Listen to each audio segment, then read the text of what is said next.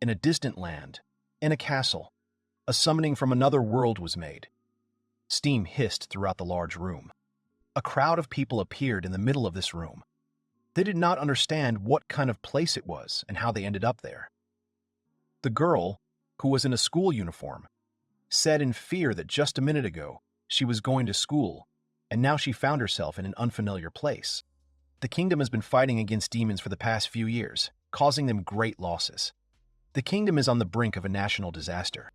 That is why they decided to summon people from another world who were endowed with power, so that the summoned ones would help fight the enemies.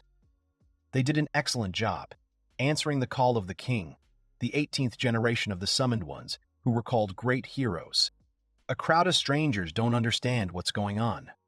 Why they're called heroes and why they're called heroes is all they care about right now. The people of the kingdom want to test their skills. Among the crowd, there is a girl who has a very rare skill, Divine Scythe.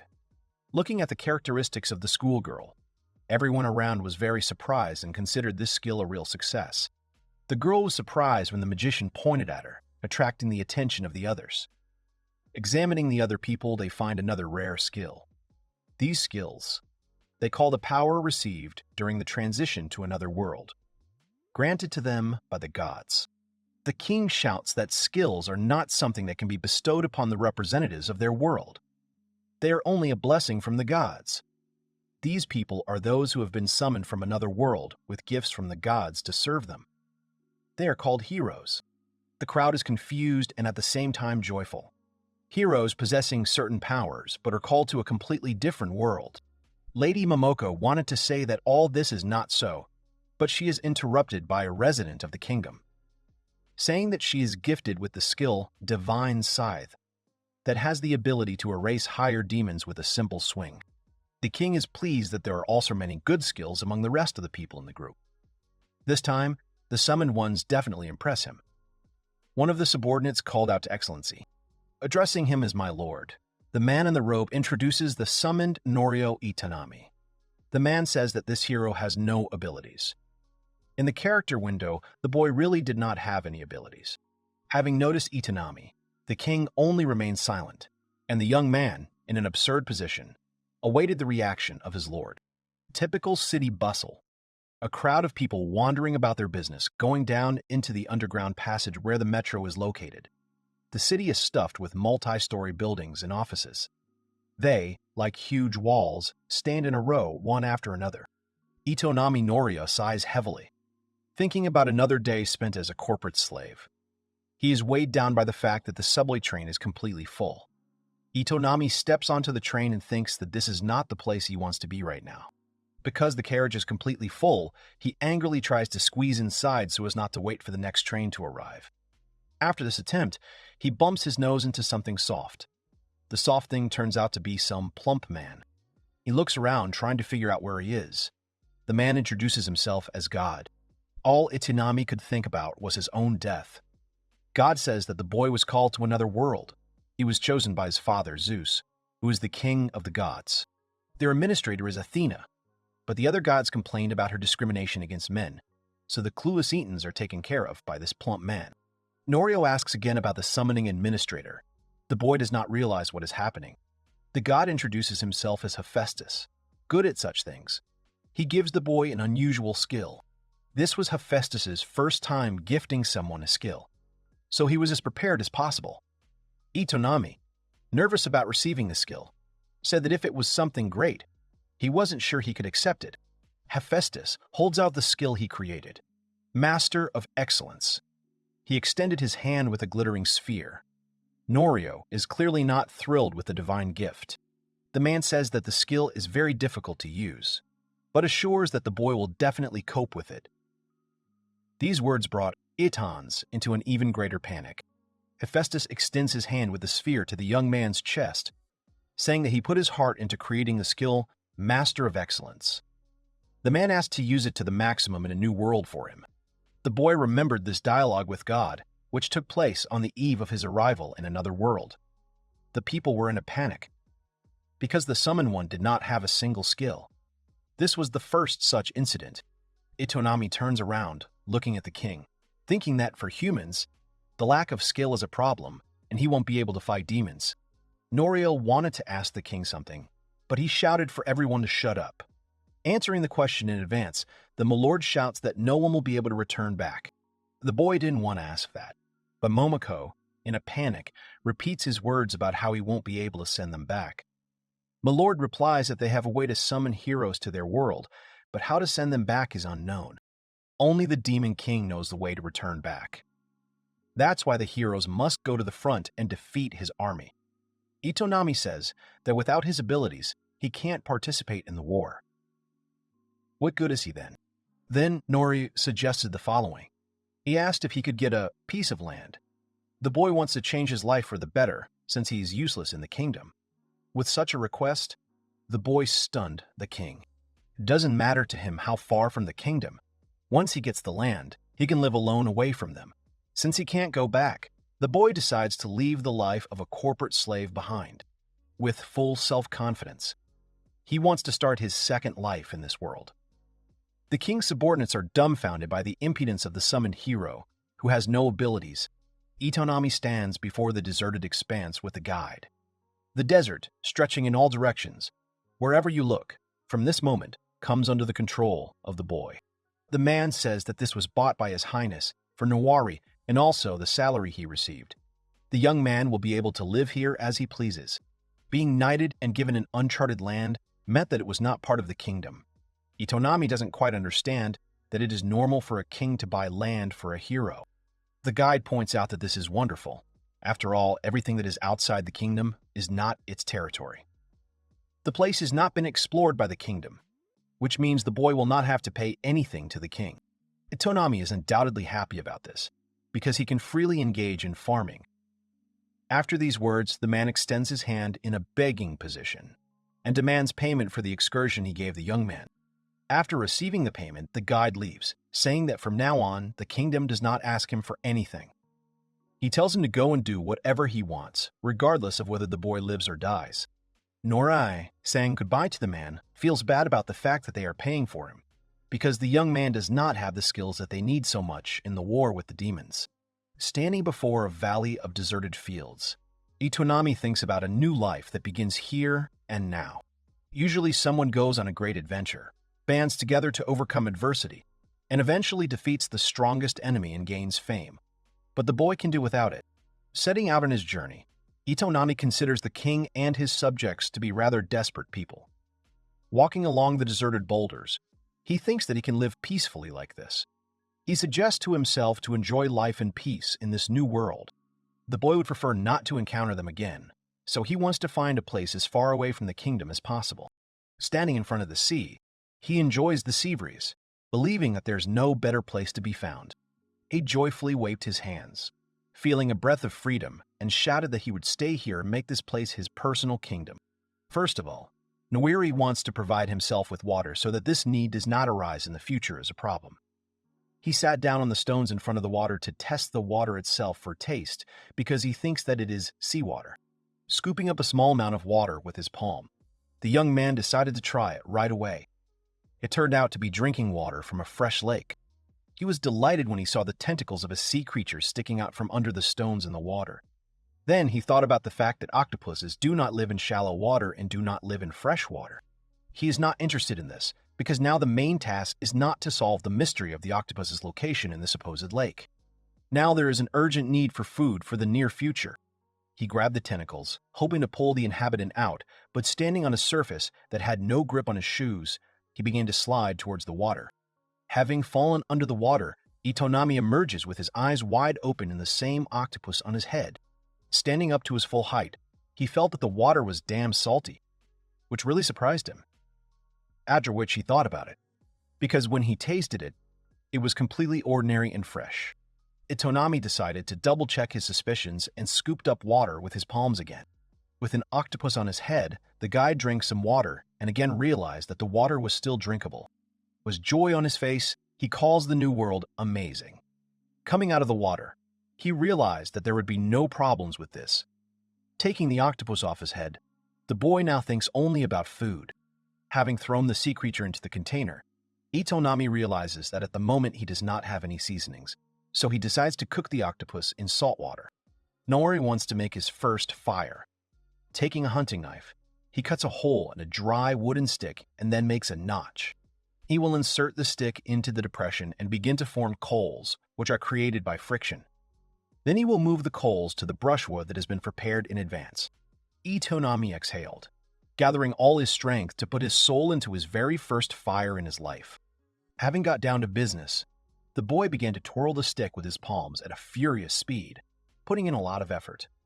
The flame flared up after the first attempt to make a fire, which really scared the Itonami. He did not expect such a turn of events. An underwater inhabitant is boiling in a pot on the lit fire. Noiri made a plate and chopsticks. While eating an octopus tentacle, Itonami only thought about how quickly the fire ignited. With a grin on his face, the boy is proud of his excellent survival skills. And then he remembered what the god of the hearth, Hephaestus, said. The ability of the young man is the skill of superiority. After thinking about the man's words, Nori decided to confirm something by standing in front of a field with a lot of plants. By swinging his sickle arm, he shouts to activate his Master of Supremacy ability. A huge strip went along the trajectory of his hand swing, destroying everything in its path. Itonami does not find words for this. It seemed to him that he was not capable of such a thing. Hephaestus did not give a full description of the ability that he granted, and after that, it seems, he understood what a good life is. Taking a hoe, he decided to do the same thing as with the sickle. Having stuck the tool into the ground, the same thing happened. Noiri is shocked, and at the same time delighted by what he is capable of. He bent down to check the condition of the land after using the skill. The land was so thoroughly plowed that the boy did not need to do anything extra. The bed turned out so big because he imagined how it should be. Itonami concludes that the Master of Excellence that he received from Hephaestus takes the effectiveness of everything the boy holds in his hands and multiplies it. The young man realized that with this ability his agriculture would go uphill because it was easy for him. He did not sit idly by but continued to work. In his garden he planted strange seeds taken from the city. Nari stands next to his beds, breathing a sigh of relief. He is proud of the work he has done, although he himself does not know what he has planted. But if they grow and the boy can collect them, he will not worry about food. There are even worms in the soil. Since it takes some time for plants to grow, the young man decided to go fishing so that he would have something to eat for dinner. Sitting on the shore, Itonami enjoys his time fishing. He thinks that life would last longer if he worked for the company. But, thanks to Hephaestus, the boy can control the waves. The boy thanks Hephaestus for this wonderful skill. Someday Nori will have seaweed and rice. But at the moment of dreams, the guy's fishing rod bit. He began to pull the line towards himself with all his might. Judging by the tension, the guy realized that something incredibly large had been caught on the hook. A long-haired girl appeared from the water and took the bait. Itonami clearly did not expect such a turn of events. He, also dumbfounded by what is happening, pulls the fishing rod further, not controlling the process. After all, he caught a girl, and not the fish he wanted for dinner. Seeing her, all wrapped in fishing line, the guy noticed her tail and realized that in front of him was a real mermaid. But he returned to reality. He was distracted from his thoughts by the mermaid, who called him a peasant in a hypocritical tone. She is outraged that he dared to fish out her in this way. The young man does not dare to argue with her, thinking that she is hostile. The girl screams that since he caught her, he must marry her. Such are the rules of the new world. Ittens got fed up with this statement because the distance between them suddenly decreased to 0. He just got a wife in another world. The mermaid is upset that she was captured by a hillbilly. There is no worse humiliation for a merfolk resident like her. Now she is an exiled mermaid. The loser gives his body and heart to the winner. Sitting still with the hook in her mouth, she cries because Itonami was able to catch her. This is very different from what the boy imagined. Having gotten rid of the problem in her mouth, the mermaid began to cry because she was now disgraced and could not go back to how it was. Nori wanted to object that the girl herself got caught on a fishing hook, but she doesn't even want to hear it. Mermaids are proud and really hate living beings and people. The guy has no choice but to do anything about it. The girl screams at him, because how can it be that such a mermaid, like a fish, can be pulled to the shore by someone like him? This hurt her pride. Now she cannot return to the sea. The mermaid continues to scream that it is karma, and she has no choice but to be his wife. From now on, Itonami must be responsible for her. For the young man, this is not something he is used to. The boy has heard that in the world he is in, marriage between different species is a little harder. Looking at the girl's tale, it is unlikely that he will get married. The guy thought that her thoughts will not turn into reality. She took out a bottle filled with an unusual liquid and began to take sip after sip. The boy was blinded by a sudden bright light that appeared from the girl's side after drinking the elixir. The mermaid's tail gradually turns into human legs. The guy looks at the girl in shock. He turns away from her in embarrassment because the girl, having acquired legs instead of a tail, stands without clothes on the lower part of her body. The mermaid proudly says that she will not be happy living on Earth. But now there is an opportunity to make a child. After this, the boy will not complain about her. Itonami shouts that he understood everything and asks to cover himself with something. The young man thought about the fact that he panicked too much and accepted everything spontaneously. All he has now is an empty field. The girl does not like the clothes that Norio gave her. To her indignation, he shouted that he would not marry her if she did not want to wear pants. Standing near the flower beds, Itonami tells her that he can only make the clothes that the girl likes. But the problem is that he does not have a home right now. The young man came here to plow the field. They noticed the sprouts that appeared in a short time. Sprouts appeared in all the beds, which greatly surprised the boy and his future wife, who was standing nearby. He wondered if this was one of the abilities Hephaestus had given him back then. If the boy was not mistaken, he had once said that he had given him supreme power in using various types of tools. The girl became interested in what her newly minted husband was growing. He had no idea what he had planted, fruits or vegetables. That is why he decided to check it out here. The young man says that he wants a simple life. The girl calls the owner of this land very troublesome. Itonami says that he knows nothing about the fish life. Then she said that she understands that all her husband wants is to live in peace. Norio mockingly clarifies her confidence in her words. Proudly and solemnly, the girl says to rely on her. Healing is the mermaid's original ability, and the girl is also an expert in healing magic. But the young man did not quite understand what was being discussed. The girl was irritated by such incomprehensibility. With enthusiasm and pride, she tells him not to be shy, to ask her if he doesn't know something. Then she began to take off her pants, which greatly embarrassed Itonami. She ran towards the water, saying that she would take some things from the house and jumped into the water. Turning into a mermaid again, had no choice but to watch, wondering what had happened. He went into the forest thinking that this mermaid seriously wanted to be his wife. All the young man really wanted was to escape the hustle and bustle of life. Taking a small hatchet, he thought that there was no guarantee that she would return at all. Without wasting time, Itonami began to chop down a tree with a small hatchet. He would try to make a simple house. After a while, the boy looks with pride at his built creation and enjoys its simplicity, being in pleasant solitude. He is delighted. He never thought that he could build a house in just an hour. Norio calls himself a real man. Sprawled out on the bed, he rests. Despite the abilities that Hephaestus gave him, it is still tiring. While resting after a hard day, Itonami thought that the possible reason for his weakness was that the mermaid had joined him.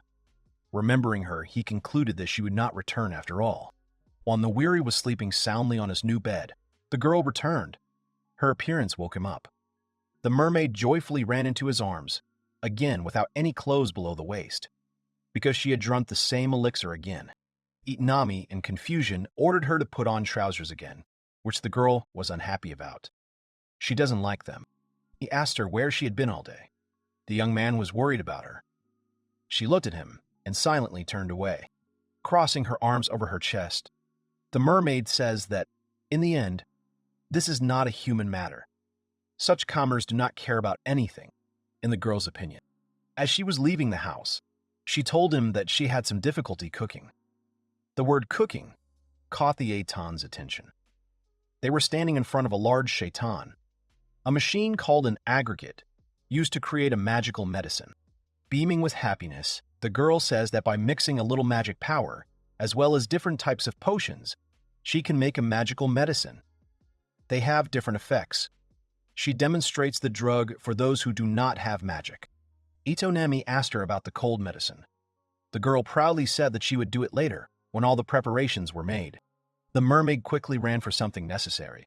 The young man asks her to be careful. He wanted to threaten her with something for lying.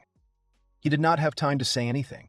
As the girl had already returned, it was demonstrating a huge fish in her hands. The tuna's name is Ba-ng. The fish's meat contains a lot of mana. Noiri doesn't understand anything about it. He is surprised not by the fact that it has any magical power, but by the size of the fish itself. With just one hand, the girl cuts the fish into pieces. Itonami mentally calls her hands swords. The mermaid began cooking. She brought the water to a boil, adjusted and maintained the pressure. Grind some ingredient into powder. The next moment, the girl shows off the fertilizer from the back Narnarfi shish. Norihiri is wary that it is fish fertilizer. If the boys scattered this fertilizer on his farm, they would be able to harvest faster. The mermaid happily began to get down to business. Itonami wondered about her intentions, because she really wanted to help him cultivate the fields. The next day, all the plants bear fruit. They are both shocked by the effect of the fish fertilizer. The young man had placed wooden pegs for the plants in advance. He picked one tomato from the bush and decided to try it. Itons really like the taste of vegetables. He calls the girl a very unusual mermaid, San. She still looks warily at the behavior of the young man. The girl decided to try the tomato too and picked it from the bush. After taking one bite, she silently drooped. Nawari began to calm her down. Because such food might not be to the taste of mermaids, was wrong because his future wife found it very tasty. She was surprised that people from the earth eat such products every day. The mermaid took the carrot out of the ground, intending to try it too, to enjoy the taste again, but a different one. Itonami stopped her, saying that there are different kinds of vegetables. There are some that they have to cook before they can eat. The girl whines that it's all so much trouble. She's being capricious because she wants to eat more vegetables. Then Nori began to cook the food in the seawater. The mermaid sits on a rock near the soup vat. He handed her the plate with the dish so that she could try the different taste of the same vegetables together. Itonami is worried that she might not like the food he cooked. The mermaid, having just tasted the prepared soup, looked happy because it was very tasty. The young man, serving himself some soup, is undoubtedly happy about this. He thinks it would be nice if this were the case every day. The girl, still enjoying the food, asks her future husband, "Do people always eat such delicious food?" Then Itonami says that it's not quite like that. It would be better if they added meat to the soup. If possible, he wants them to make some kind of signature spice that will make the dish more delicious. The mermaid is stunned by the fact that the food, which is already delicious, can be even more delicious. Noiri says that this is possible if there are seasonings. But first of all, the spices need to be made. He wants miso and soy sauce for cooking because he already has meat. With a happy look, the boy says that he also needs equipment. Itonami likes the taste of these vegetables so much that he plunges into his mysterious world of pleasures. Suddenly, he realized that he still didn't know the girl's name. The mermaid who turned into a human was called Plotty. Ito wanted to say his name, but he thought that since he was in another world, he might have to change his name. With a smile on his face, Itonami introduced himself as Kitten, saying that he was glad to meet her. Slurping aggressively, Plotty enjoys the chopped-up food and stares at her husband. And so begins everyday life with a mermaid. This is Itonami Noiri, now called Kitten, who came from another world. A new life has begun with a mermaid wife. Sitting on the floor, the boy rubs his back because of the pain that appeared after sleeping on the floor. He noticed that Plati was no longer in bed and thought that she had woken up before him. Even if she looks like a human, she still remains a mermaid. The guy thought about the question, is it possible for a girl to sleep on a board? He is puzzled, because, looking at this, it seems as if a fish is sleeping on a cutting board. Keaton really hopes that the mermaid is not angry with him for catching her on the hook. In order to throw this thought away, he decided to simply ask her about it. Before he could leave the house, the boy heard Plati's shrill scream, which scared away all the birds in the area. Keaton asks her what happened. She shouts that there is someone in the fields and points to a straw scarecrow in a hat with wooden hands. Breathed a sigh of relief and said that it was just a scarecrow. He had made it himself, the first scarecrow in his life. Keaton explains that it is artificial and its upper limbs can move, and its fingertips are also equipped with wooden swords. Continuing to tell the story, the guy said that this serves to scare away birds that spoil the crop fields. She thinks it's a scarecrow that can move and scare the birds, but the guy laughs at her words, saying that it doesn't work that way, and the scarecrow can't move. Standing in front of the girl, he tells her that by placing him in the middle of the field, the birds will think that he is a man and will not eat the crops. The young man did not see that behind his back, the same scarecrow was waving his wooden swords. The girl told him about it. Turning around, he looks at the dance of the creation he had created, dumbfounded. He did not know about it because he created it with the idea of an ordinary scarecrow to scare away birds.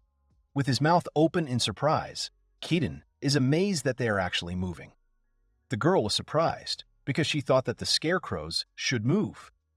This should not be happening, and, looking at his hand, he wondered if it could be because of his strength. Platy became curious about why he was staring at his palm. Then her newly made husband confessed that he had actually been summoned by a god from another world and was a stranger here. Kaiden thought about the scarecrow's behavior and was absolutely sure that the reason was hidden in his power from God. The girl understood something. She asked that he, it turns out, is a summoned hero. The boy is surprised that she knows about it. Platy proudly crosses her arms over her chest and says that of course she knew about it. She explains that there was a summoning magic performed in every era to summon a hero from another world. But she wondered about the boy, because heroes must fight demons for the sake of humanity. The boy with a blush on his cheeks agrees with her words, rolling her eyes. She asks what a hero is doing in a place like this, where they are now. Sitting down next to the crops, a happy kitten explains that he does not want to be a hero and is hiding here. This also seems strange to the mermaid. The boy somehow doesn't care about this. Happy, holding a ripe vegetable in his hand, he listens to the girl's speech. Platy asks that he seemed to belong to the tribe that was used to living together. People from another world are generally weak, so if a person is alone, he will be immediately killed by a monster. The boy does not deny his wife's words. She considered him special, but he refuted this, sitting next to the grown bushes. Holding a tomato in his hand, with a smile on his face, he reminded the mermaid that he does not live alone, but together with her. Platy wondered, is he really strong or weak? She doesn't understand it.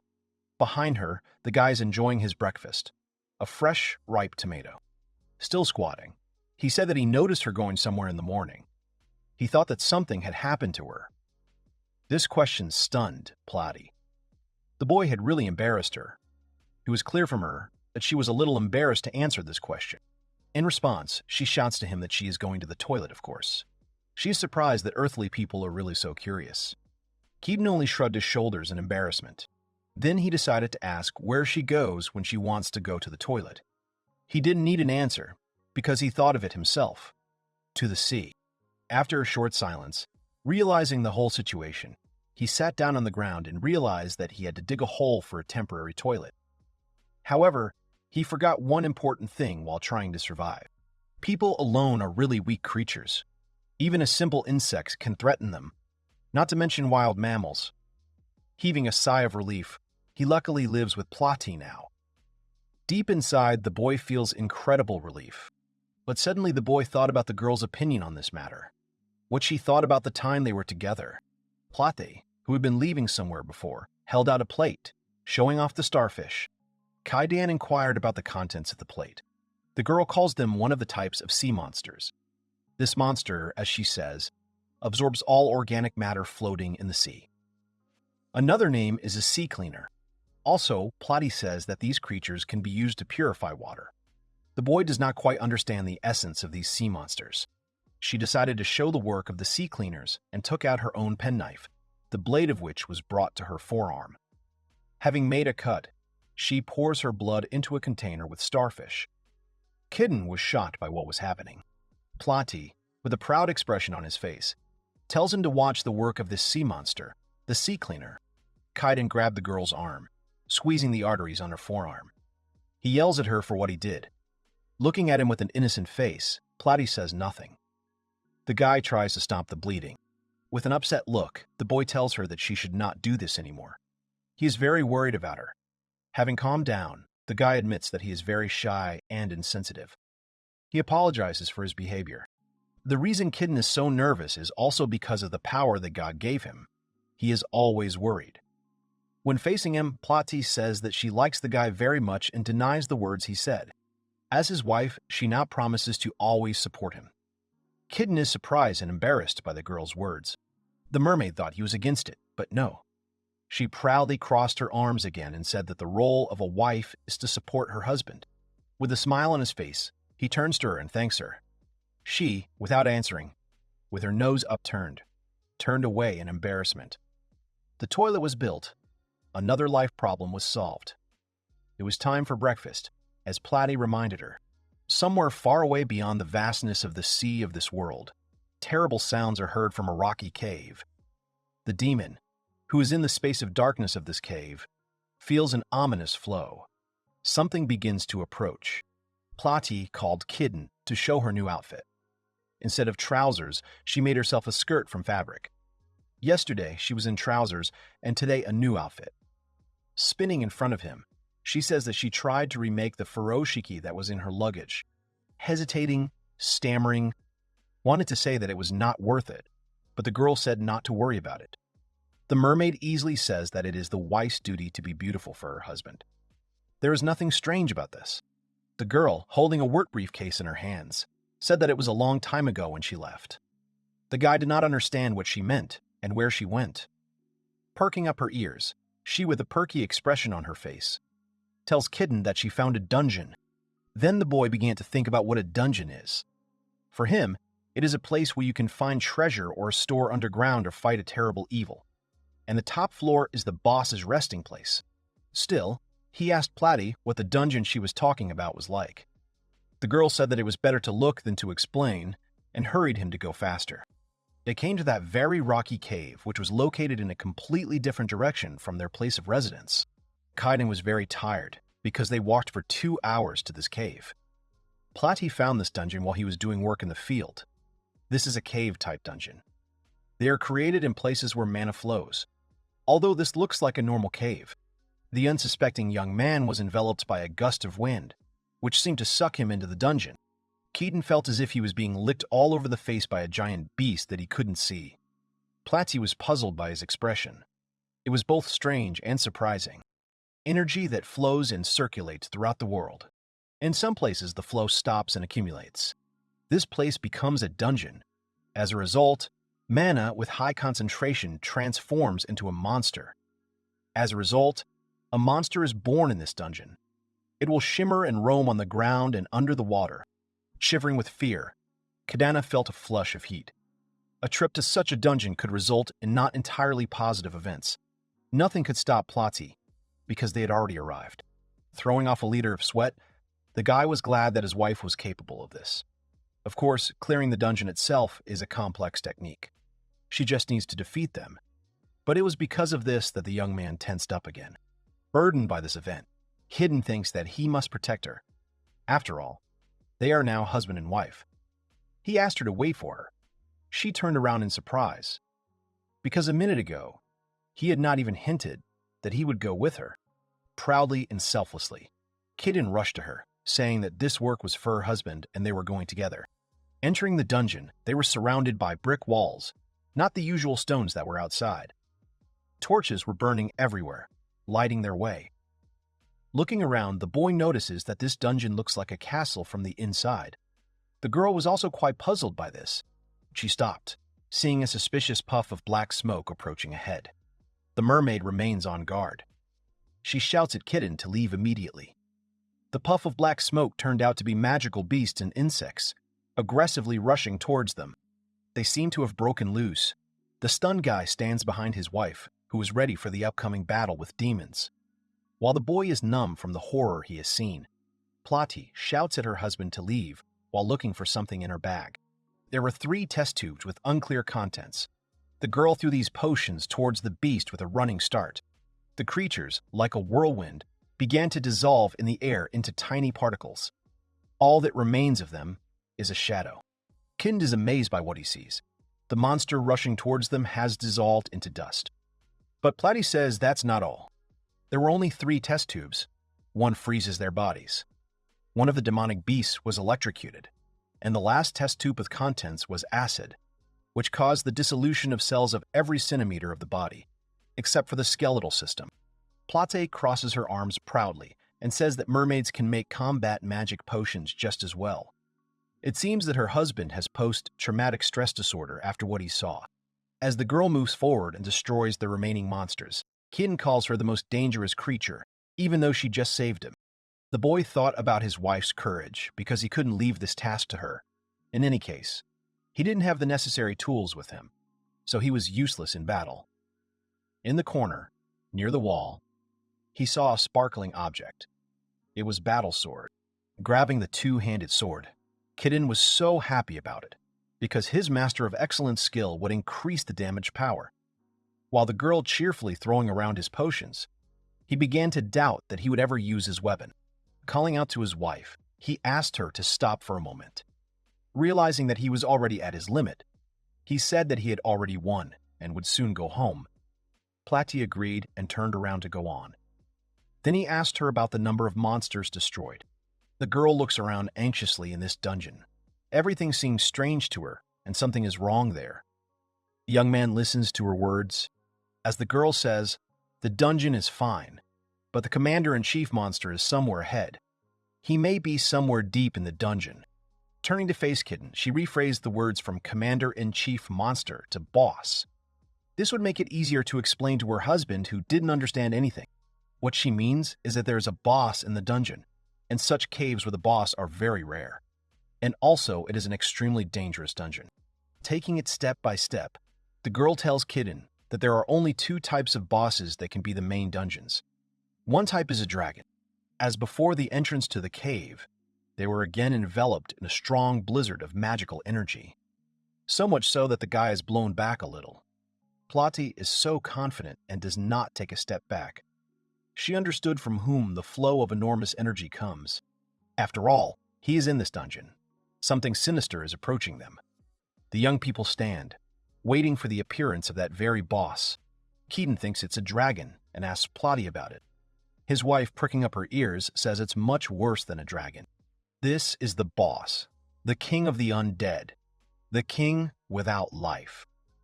The undead hangs over them like the moon in the sky. There is no hint in his eyes that people will be able to leave here unharmed.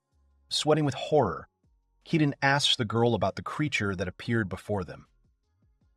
The girl, preparing for battle, tells him that it is a great magician or high priest, an immortal king who rules at the pinnacle of the undead. He possesses high magic and intelligence from birth. Meeting a powerful undead king in a dungeon can only mean one thing: certain but painful death. The young man does not want his life, which has just begun, to end so quickly. Kitten does not intend to retreat. The king of the undead, breathing in and emitting a stream of energy, says that he feels some strange flow. He will turn the boy into a living corpse, and he will become his friend. The girl threw her test tubes of potion towards this demon, expecting to see some effect. Having hit the king's skull, the bone first melted, and then restored itself together with the crown, which indicates that there is no vulnerability to her potions. Kaiten noticed that the monster was using healing. The girl was not surprised by this. As she expected, the demon was immortal. Facing a dangerous enemy, Plati shouts that she has plenty of potions in stock. She tells him to run away and quickly from here. At the moment of the spoken words, the young man thought about the chance of survival if he runs away. He will be able to live on as he planned. The boy screams that he cannot do this. He has one thing that he picked up on the way to the boss. Realizing that trying to damage him with potions was useless, he rushed towards the undead king, sword in hand. Kaiden shouted that he was her husband, so he would save the girl. He desperately jumped towards this magical entity, which could turn him into a corpse in an instant. The girl was touched by the young man's words, as if he touched her proud heart with gentle hands. He flies towards him like a hawk towards its prey. The guy is ready to deliver a critical blow, but the king asks him to stop. He lay down on the floor and said that he was giving up. Both Kitten and Plotty stood there in complete bewilderment. The king does not want to feel pain. He did not expect that the young man would open the holy sword. It contains enormous power. The dumbfounded boy held out his holy sword in front of his face. Plati simply remained silent and did not intervene in their dialogue. The monster asked the boy where he got the sword, and the monster, resembling death in its appearance, remembered something. It was the holy sword from his dungeon. Keaton apologized and was about to hand his sword back. The undead king said that the sword now belongs to him. The holy sword is a sword that has a will. It also has the desire to choose its own person. Now the sword has chosen the young man as its new owner. The undead king has lost his treasure. With relief in his soul, he says that finally his duty in this world is over. He asks Kitten to kill him with this sword. His body was cursed with immortality. With this sword, the boy will be able to cleanse the king. The boy does not want to. The boy considers himself not the right person to be the master of this sword. He said that he came from another world. At that time, God gave him the power to use all kinds of tools to their full potential. Perhaps this is the reason why Kitten can use the holy sword. The monster kneeled down and cried out loudly. He said that this was a gift from the gods that they had heard from legends. An exceptional ability is more than an ability that cannot be fit into the scope of skills. Every person who has received a blessing from God deserves the title of hero. These are holy people.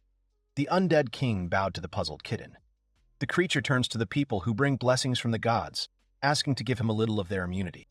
The guy is stunned by what is happening and asks not to give him a higher rank. Plati expected her husband to be so cool. The undead king is puzzled by the question, why did the young man come here? To which Kitten said that he had recently started living not far from here. The girl intervened in the conversation, saying that the destruction of monsters is the primary task of the residents. The fur and bones of monsters are baked into the materials of magical tools. Some of them are even tasty. The girl said this with bliss on her face. Her husband was fed up with her words because they were treated with hospitality, and she considered it a convenience if there was a dungeon nearby. In a state of delight, asks permission to come to this dungeon to go berserk. The king agreed. At first, he himself wanted to destroy the monsters in the dungeon. With this, the young people helped him a lot. Plati is very happy and grateful to the undead king for permission. He doesn't find anything wrong with it, and they smile together. Behind them stands a stunned boy. The girl, realizing that a friendship had developed between the king and them, introduced herself and also introduced Kitten. She wanted to meet the evil spirits. He thought about it, realizing that he had forgotten his name. Plati was puzzled. She did not expect the king to forget his name. If he is not mistaken, he was previously an archbishop in the church before he was born. The mermaid listens very carefully to her new friend. For some reason, he was abandoned and, pursued by the church people, came to this place. In this dungeon, the entity absorbed the accumulated mana using a great spell, which eventually killed him. He spent hundreds of years in this place. He is no longer possessed, but he has forgotten his own name. The king is so upset by this that he sheds a tear.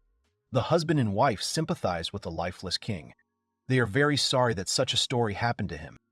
The entity said that he was just an old man who had lost the simplest desire to live, had lost its meaning. From that moment on, after the arrival of the children, his pain from boredom diminished a little, which the king was undoubtedly glad about. Keaton began to smile, which Plati noticed. He addressed his new friend, inviting him to visit sometimes. They would be happy to greet him with the vegetables he had made. The boy called the king Sensei, pricked up her ears and asked why her husband had named him that. Since he had been a great clergyman when he was alive, the boy decided to name him that. The words spoken touched the lifeless king, who had spent hundreds of years in the dungeon after dying from the spell. Still kneeling, he thanked them for their kindness to him. Thus, they had a good neighbor. Heading towards the exit, Kitten shouts to the sensei in panic that the sword is not leaving him. The king laughed at this, and the girl was burdened by this, realizing that the sword really loves him. Thus, the guy received the holy sword. Keaton cried out joyfully that it was finished. The young man was incredibly happy with the creation he had made. Plati asked about her husband's new building. He introduced the structure and said that it was a forge furnace. Taking out his holy sword, he admires its incredible power, as the holy weapon can cut through a boulder like soft butter. The girl hinted at the true purpose of the holy sword. In that case, the mermaid became interested in why make a forge furnace. Then he reminded her that he had received a gift from the lifeless king, Sensei. Platy realized that the guy was talking about the mana medal that the sensei had given the boy in gratitude. The girl admires him so much, calling him a magnanimous sensei. The magic in the dungeon is dense enough to materialize it into mana metal and simply give them this incredibly rare resource. Platy is curious about the boy's further actions. Having received this valuable metal, he will be able to make from it what he has wanted for so long. The boy is looking forward to this. While Kitten forges, the girl continues to admire. Since the metal is made entirely of mana, perhaps it will be a fine magic sword. Reliable magic weapons cost at least 10 gold. The guy shows what he created. It was a frying pan and a knife with the sharpest blade possible. Keaton bought kitchen utensils and is happy about it, like a child. The girl is in a stupor because she was thinking about a magic sword. She became interested in what it is. Then the boy began to tell. He showed each thing, saying their names. It is easier to show than to explain, and he began to cook. Kaiden cuts vegetables with this kitchen knife, then fries them in a freshly forged magical frying pan. Like a real chef from a Michelin star restaurant, he demonstratively salts and peppers the prepared dish. The girl excitedly awaits the food to taste it. The boy prepared fried vegetables, a new dish on his menu. Platy sparkled and screamed with joy in the sweetness of the taste. While eating the delicacy, she noticed that their dishes had changed. Keaton made not only a frying pan and a knife, but also ordinary dishes. The mermaid came to her senses and does not understand why the hell he is wasting this mana, metal. At this moment, the boy admires the miracle resource. Light heats up well, does not burn, and is easy to clean. Not a dream, but a real fairy tale. With this, the boy's repertoire of cooking will increase a little. He looks happier than he ever was before moving to another world. Platy, who felt as if she had been struck by an electric shock, asked about the recipes he wanted to add. Enjoying his new cooking tool, the guy said that of course there are, but it would require a few more ingredients. The girl furiously demands an answer about what else he needs for this. After these words, the young man thought. He really wants meat. Anticipating the taste of the dish, he says that by adding meat, the food will taste completely different. The girl can't wait to try it, and she invited him somewhere. They wander through the forest. Because Platy is a mermaid, she has never seen the mountain monsters that she always wanted to eat. Twisting the sword in his hands, the young man thought that they would hunt in the traditional human way. The girl agrees that there are also monster birds, a boar or deer, but she's not interested. Mountain monsters are best suited for cooking. Platy happily says that, according to others, mountain monsters are very tasty. Keaton concluded that such creatures are used as bargaining chips in this world. Then she asks her husband's opinion on the subject of caves. How, in his opinion, for example, monsters are born in caves. It is a cave dungeon, but the lifeless king, Sensei, uses his powers to control the monsters, and thus he does not allow them to come out. And if there were some type of mountain monsters here, then the whole mountain would be a dungeon. The girl wants to come to a logical conclusion so that the young man understands everything and does not ask questions. They stopped. The boy can't believe that somewhere nearby there is such a dungeon. Mentally, he is upset that there are no normal animals here that they could eat. On the way into the thicket of the forest, they see darkness ahead, in which the light is reflected in a bunch of eyes. Probably, these are animals. In front of them was a whole pack of boars, monsters, who are definitely not in the mood for peace and friendship. Platy was delighted with this find when Kitten began to sweat from fear. It seemed that the young man would never get used to the new world.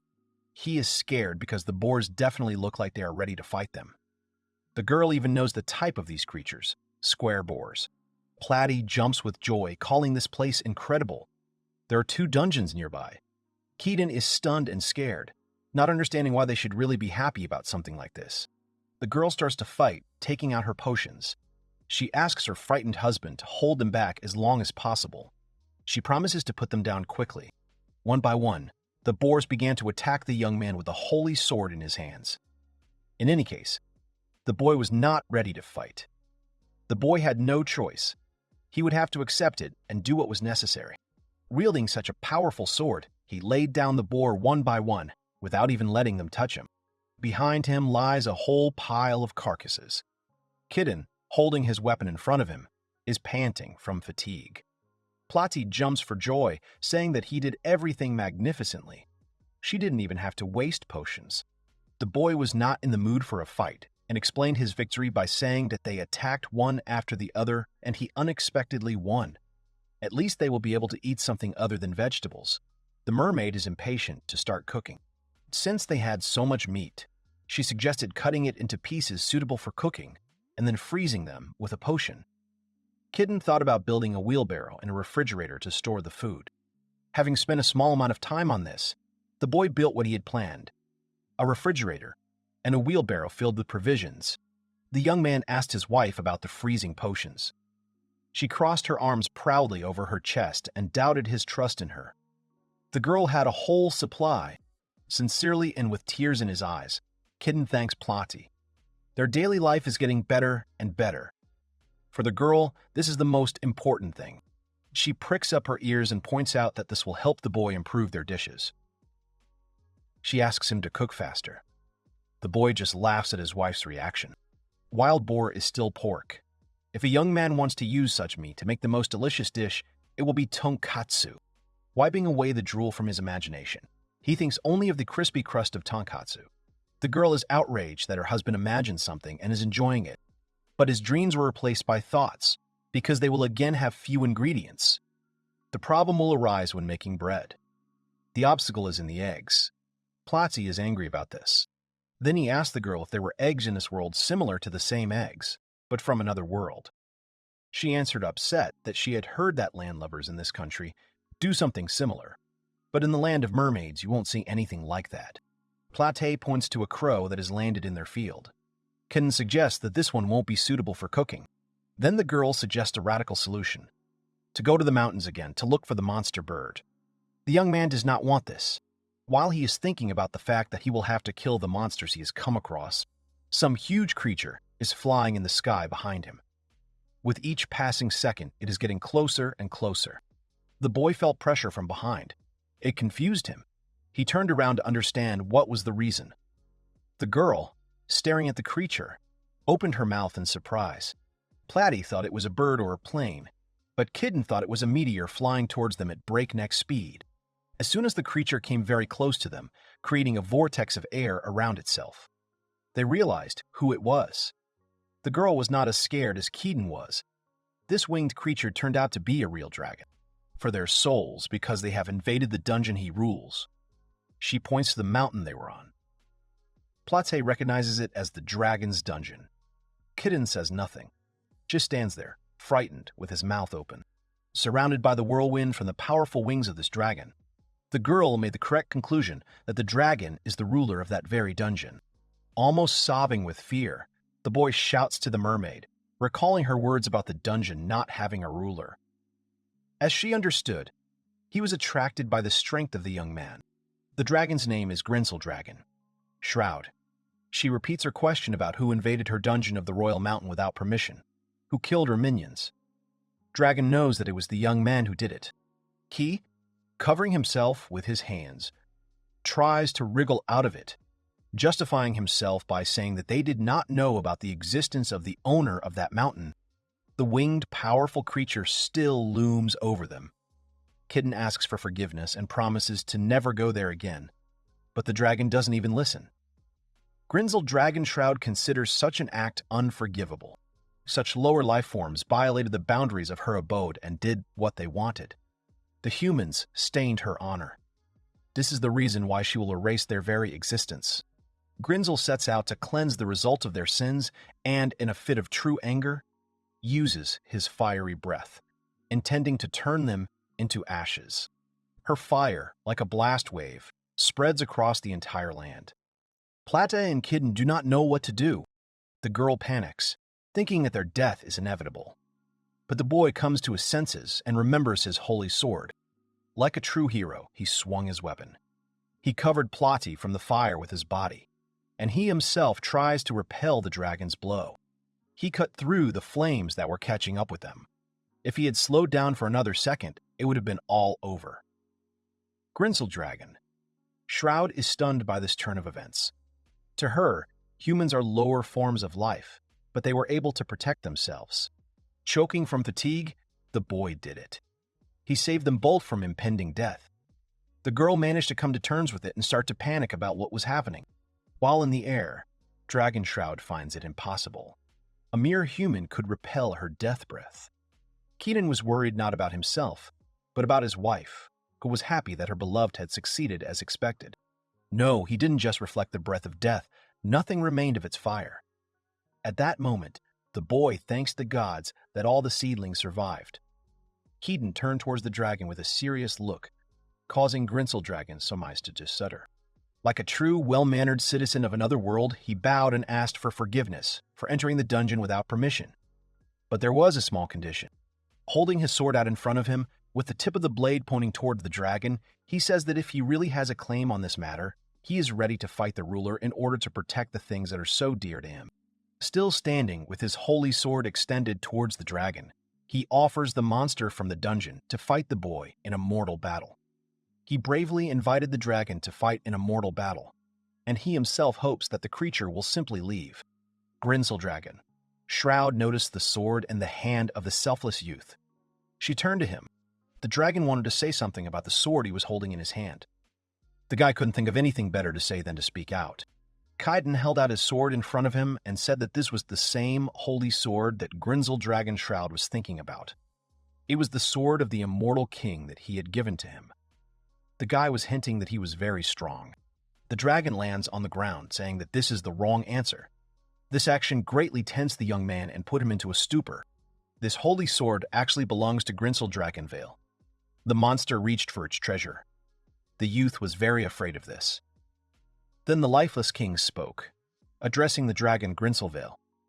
He was right in his words. The young man, like the dragon Grinsel himself, did not expect the sudden appearance of the master, who was covering Kitten with his back. He used his powerful attack, which blew everyone back like the wind. Sensei knocked the other lord aside. While the winged creature lay lifeless on the ground, the master turned around and said that everything had happened because of him, for which he apologized very much. The young man did not quite understand what he was talking about. Then Plotty intervened in the dialogue, wanting to clarify the whole situation. The immortal king said that since he was looking for those who had infiltrated his mountain, he came to him first. The dragon called him a worthless corpse who dared to invade his territory. After which the sensei mentioned Kidden's new neighbor. With the words, "damn neighbor," the dragon flew away to find the impudent creature disturbing his territory. The lifeless king realized his mistake. Laughing awkwardly, he finished the story of the misunderstanding. After what was said, the young man did not feel any better. He and Plotty feel guilty since they really did break into the Dragon Mountain without permission. The young man believes that if anyone is to blame, it is them. Sensei does not say anything against it, since he is actually a human being too, and understands his friend. For people, dungeons are an excellent source for obtaining raw materials, even ingredients and building materials, an important place for constant earnings and obtaining essential things. The Lifeless King says that, in fact, this is also the reason why people form groups to conquer dungeons. The Immortal King addresses Grinselvale, saying that for the Dungeon Master, invaders are a common occurrence. The dragon merely gulped, a finger at his powerful winged neighbor. He says that getting angry just because a small part of the dungeon was captured and leaving his territory to punish the invaders is completely shameless. Because Grinselwile was being scolded, he was covered in beads of sweat. His actions as a powerful being are so narrow-minded and even more so childish. And having done this, he thinks that he is still worthy of being called the heir of the Geyser Dragon. Looking into the dragon's eyes, the sensei also says that Kitten is not an opponent of his level. He demands that he immediately return to his mountain. The boy, looking from behind the master's back, tensed up after hearing the words. Grinselvale denies the Immortal King's demands. He does not understand why a worthless man would possess the sword. His father asked him to take the sword from a dead man. The creature does not understand why a corpse would give the sword to another mortal. The Lifeless King reminds that the sword has its own will, and that it chose this man itself. Kitten is flattered by the sensei's words. During the life of the dragon's father, he began to understand the power of the immortal. The father was afraid of her, unlike Grinselwile, who only knows how to mindlessly burn everything. It was natural to pay with this sword. The dragon is furious. He is not going to accept such a reason. He is ready to fight this mortal to the death in order to inherit the treasure of the geyser dragon. In that case, the lifeless king of evil spirits then offered the creature to fight him. The mighty beast hissed in response. Turning around, he was about to fly away, refusing to participate in the battle just this once. He shouts for the young man to remember this day. Kitan, unable to think of anything better, began to ask the astonished Grinzelvale to wait a second. The desperate boy grabbed the powerful creature by the tail, causing it to fall flat on the ground. The young man certainly didn't expect that. Grinzel began to shout at the boy in anger, calling him a worthless person who dared to touch his body. The frightened boy rushed to the side, apologizing for his actions. Sensei reminds that the dragon will not be able to defeat them. Kaiden turned to the dragon. If he was not in a hurry, the boy invited him to join them for dinner. Grinzel dragon. Shroud did not quite understand the boy. The guy shows a ready dish made from a dungeon dragon boar. Ken is not sure that the powerful creature will like the steak, but still offers to try it. After thinking for a bit and looking at the small piece of meat, Grinzel threw it into her large mouth. Having excited all his taste buds, the dragon stood up to his full height and cried out that it was very tasty. An explosion occurred from the powerful beast into the sky, which spread as a blast wave throughout the area. Emitting a strong stream of air that blows away the youth, the dragon leaned over and said that it was really delicious. Keaton was undoubtedly pleased that the dungeon lord liked the steak so much. Grinzel asks for even more meat. Plati, out of jealousy, also begs for a piece of steak. The boy is excited because he doesn't know how much more needs to be cooked for everyone. A blinding light began to burn brightly behind the children. Turning around, they saw that Grinzel was glowing like a light bulb. Kitten and Plati were stunned by this sight. They see the dragon glowing and gradually shrinking. The young people stare at this amazing picture. The silhouette of a huge, powerful creature becomes smaller and smaller with each passing second. This is Grinzel dragon. Shroud. A girl of small stature in a dress with a fluffy skirt. On her head are two tails, secured with bows. She appeared in all her grace. The still stunned newlyweds realize that the dragon has become a little girl. Kitten did not think that the beast was female. Sensei explains to them that dragons have a unique power that allows them to take on human form. Grinzel, drooling with anticipation of delicious food, shouts to the boy that she loved the steak he made and admits that she will always love him. The girl stood up at the table, demanding that they bring her meat, and quickly. Plati is outraged by such behavior of the dragon, because she is next in line, although she should stand and wait like this. Keaton decided to fry some more meat so that there would be enough. The lifeless king decided to taste the cooked delights, and not in vain. He really liked the steak. The boy is happy about it. As the sensei says, the meat was fried perfectly. But the most amazing thing for him is the seasoning. Keaton said that he used garlic for the flavor, added salt and pepper. For him, this is the simplest dish. The immortal king refuses to believe these words. Even in the royal palace, they cannot make such a delicious dish as this. Grinzel dragon. Shroud lies helplessly on the ground, having eaten too many steaks. She tells Kitten not to think too highly of himself. Not far from her, a mermaid with an equally huge belly is chilling. With all severity, the girl tells him not to get carried away. She still has not given up on the holy sword. Sensei reminds her that she is still inexperienced and that this is impossible for now. The boy apologizes, saying that the weapon itself won't let him go. She resigned herself and promised to quietly burn this man to ashes with her breath of death, after which she would easily take the sword for herself. Plati, sitting down next to her, reminds her that if she does this, she will no longer be able to eat the best steaks of her life.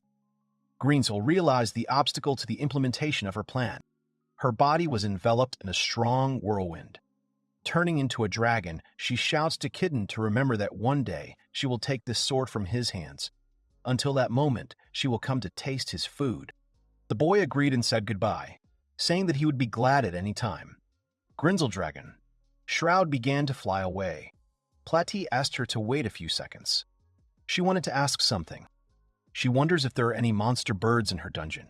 She probably asks this with the best intentions for her husband. After some thought, Grinzel says that she does not know how many, but the monster birds are bony. so they are not good for food. But the mermaid doesn't need their meat. She just wants their eggs. Dragon.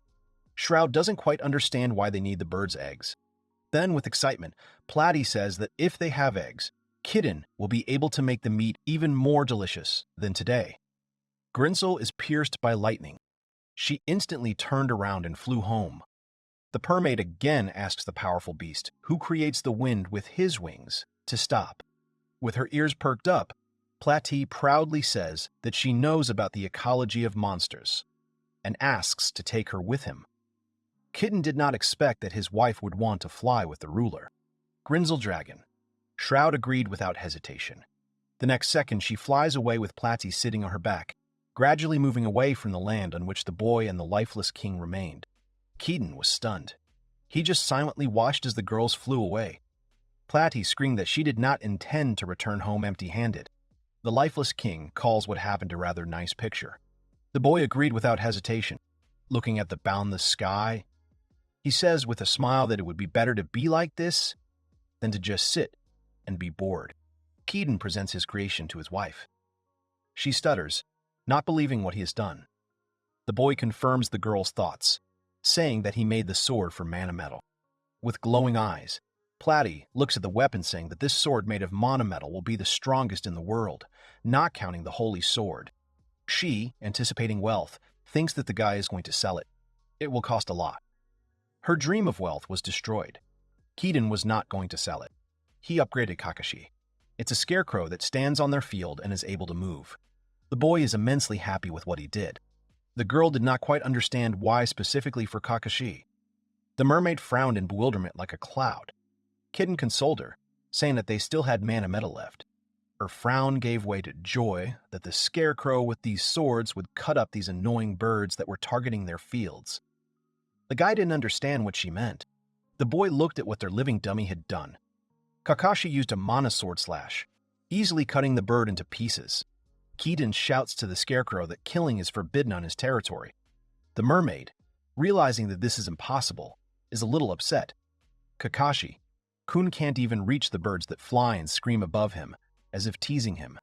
The boy seemed relieved. He looked happy. Platy didn't quite understand the point of her husband giving the scarecrow swords, instantly darkening and delighted. The boy shouts that this is cool. His eyes are shining with happiness. While Kitten is thinking about what kind of equipment to give Kashi-kun, the girl says that she really doesn't understand male romance. Sitting in front of the vast sea, with a fishing rod in his hands and a sword on his back, Kitten enjoys the process. After all, a lot of time has passed since he went fishing. The guy realized that the last time he went fishing, he thought he caught something big, but he caught a mermaid and suddenly got married. And in an instant, he decided to live with Platy. A hired hand like him was summoned to another world. He thought he could enjoy his leisurely life here, but no. His life became colorful thanks to the mermaid who became his wife. An immortal king, a dragon. He is always busy, and to get a moment of peace away from all this hustle and bustle. The boy went fishing. This moment is definitely good for him. Suddenly the boy heard a splash. From under the sea horizon a boy appeared, with fish fins on his head. Kitten was frightened by the sudden appearance of the silhouette on the boy, and asked if perhaps the boy was Platy's friend. The boy was very friendly with the mermaid man, but the creature was not entirely happy with the stranger. He emerged from waist-deep water with only one threat, that he should die. Kitten, hearing what was said, was silent. He tensed up, raising his hand up, praising his hand up. Platy's possible friend shouted for everyone to get ready. From the water began to appear warriors, mermaids, equipped with uniforms. He, as a commander, shouts for everyone to immediately kill the man standing on land, and everyone who will resist their actions. The mermaid warriors, listening to the order of their commander, formed a wave and rushed towards the stunned Kitten. Gradually approaching closer and closer, they pointed their tridents at the boy, who stood in shock, his mouth open. Returning to reality, Kitten grabbed his holy sword by the hilt in time and swung it. With one movement of his hand, the boy created a whole tornado, in which warriors were spinning, trying to attack him. Realizing what he had done, Kitten stood at a loss, not knowing what to do next. The exhausted bodies of the warriors gurgled in the sea. An agitated Plati came running to the noise. She was alarmed by the noisy commotion, being somewhere far from her husband. The boy wanted to explain what was happening, but he was interrupted. A possible friend of Plati's appeared from the water and called her by name. He too was caught in a tornado from the holy sword. The girl was surprised by the appearance of a familiar person. The young mermaid turned out to be not a friend at all, but the brother of the mermaid's wife. They are separated by only a few meters. They are in deathly silence.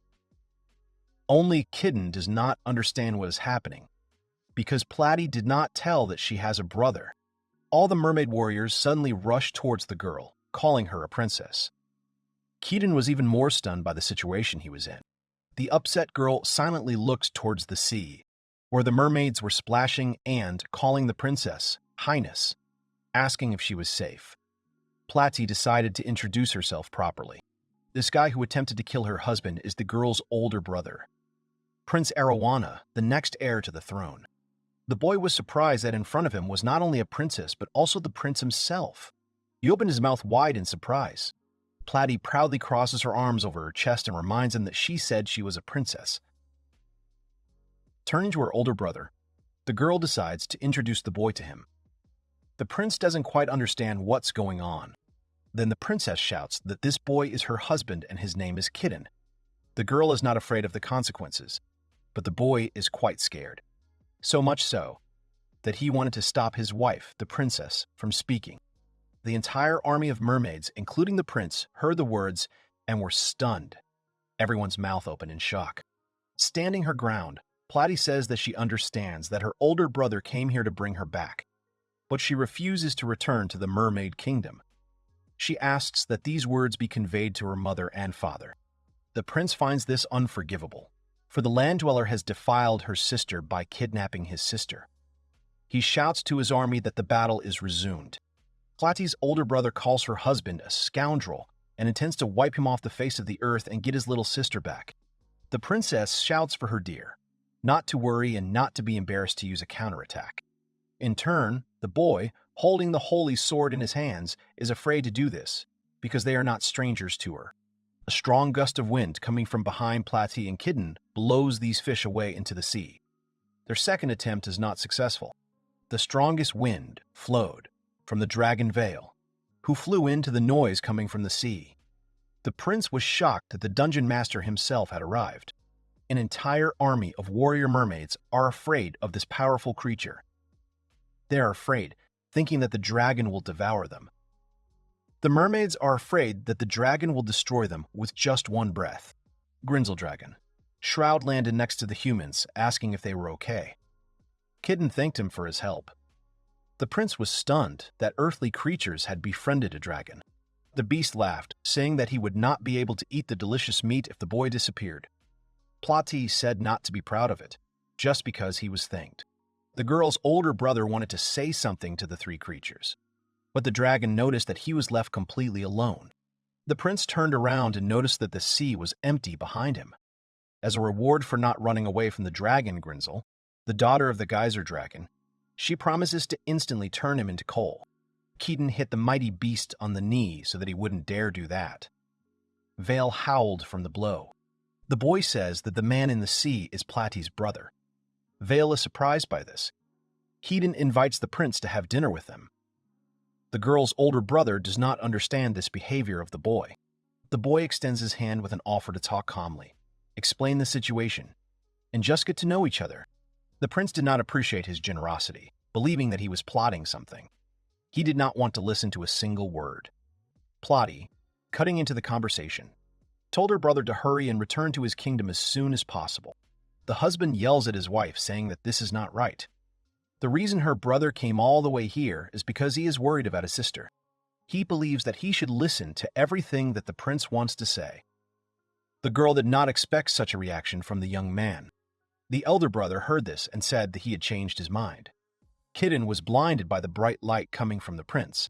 He, as a prince, cannot run away from the fight. His honor is at stake, so he accepted the challenge. The boy is stunned by the fact that his brother came out of the sea without clothes and without the slightest embarrassment.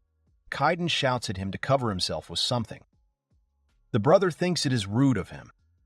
But the girl has foreseen everything and prepared some clothes for him. She hands him some underwear. The boy realized that a similar situation had already happened to his wife. He invited his brother to come to them. Vale, worried, tells Plotzy that Kitten is going to feed him. This is a chance to try a new dish. The girl just remains silent, doubting what is happening. The elder brother saw the house where the newlyweds live and called it pathetic. His sister is a member of the ruling family of mermaids, and Keaton allows her to live in a dilapidated dwelling. Plate is angry, and the boy is embarrassed. Standing in his underwear, the prince shouts at the boy, accusing him of slavery, using his sister. Then Platy drew his attention to another building. This is the barn where they store the meat they get from the mountains and the vegetables from the fields. The older brother is stunned, not only by the shape and size, but also by the mysterious walls of the building. Keaton explained that this is plaster that he found in the mountains. The sister called her brother. She points to another building. It's a brewery where they do the fermentation. Kitten says dreamily that they're waiting for the miso and soy sauce when they're done. The older brother doesn't understand what foreign words the boy is saying. Plati notes that her husband has knowledge that they do not have. He is good at cooking and also strong in combat. Kitten can do anything. The warehouse that the girl showed before is her magic room. Kitten, as a husband, always takes good care of her, while Plotty brags about her husband. The boy invites the prince to sit on a chair. The young man cooked a new dish and recently made a garden table. He invites people to the table to drink tea and talk. But there was already a girl at the table. The older brother did not understand where this child came from, but Kitten explained that it was Grinzel Vale, her human form. The girl hurries him so that the boy brings a new dish. The prince is stunned to see a dragon sitting in front of him. Plotty, offended, says that she is always like this when she asks for food. Keaton introduces a new dish, zenzai. When he grew soybeans for the ingredient, the adzuki beans grew too. They all took the utensils in their hands and began to try this dish. The brother was very careful since this food was unfamiliar to him. Everyone tried the traditional dessert soup at the same time, after which they said that it was very tasty. While the brother and sister enjoyed the taste, Valley asked for more, but there was no soup left. The beans grew by accident. There weren't many of them. Everyone is angry that there are no more of the tasty things left. The girls turn to the prince, accusing him of coming at the wrong time and of there being no soup left because of him. The elder brother fell to his knees, apologizing to the boy. His skills are incomparable to anything, as if Kitten were a saint or a sage. The young man asks him to stop doing this, but the prince is truly convinced that his sister is in love with him. Then he said that he was entrusting his sister to her. Plate was happy about this, but Keaton wasn't sure that it was okay. Does not understand why he is against it. The young man, when he first heard that the mermaid was a princess from the kingdom of mermaids, if she has such a high status, then he cannot choose a husband for himself so easily. He thought about the fact that many people's expectations were placed on her, but she started screaming that it was not so.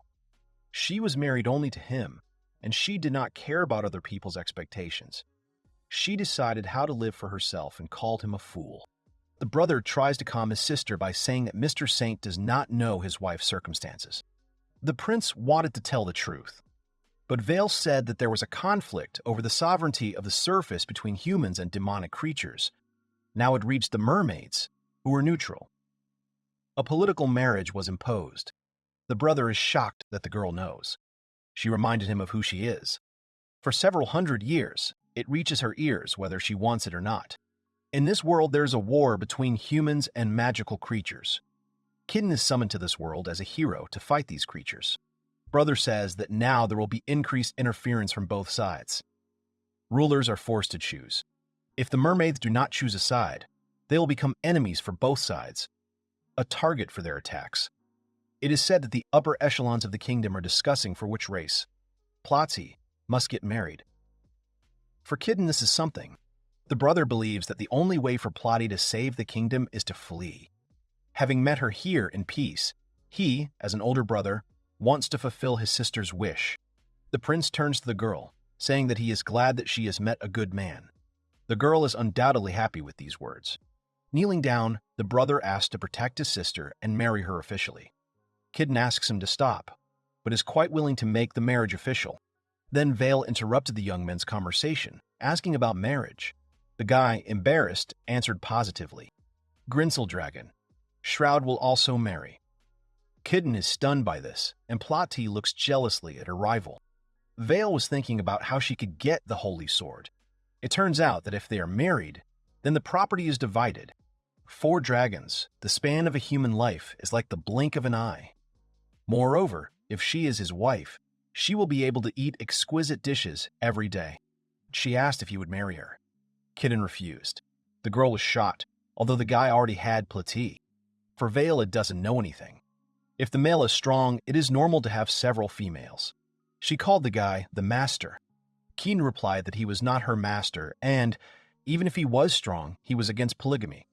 Dragon. Shroud burst into tears at this answer. She doesn't understand why this is so. She thinks it's because she's not as strong as the immortal king, or the guy hates her. She, continuing to sob, demanded that the boy marry her. Kitten agreed, if only she would stop crying. Vale screamed happily. Plati were shot, and the young man apologized to his brother. The prince said that fathers who have daughters all over the world have something in common, and yet, outwardly, the women are terribly annoying. Plati is upset and irritated by the behavior of her brother, and the newly made one. The newlyweds are walking along the shore. The brother has gone home to report to his father and mother. They are waiting for their parents' approval to officially marry. The girl is worried about Kitten, thinking that something is wrong.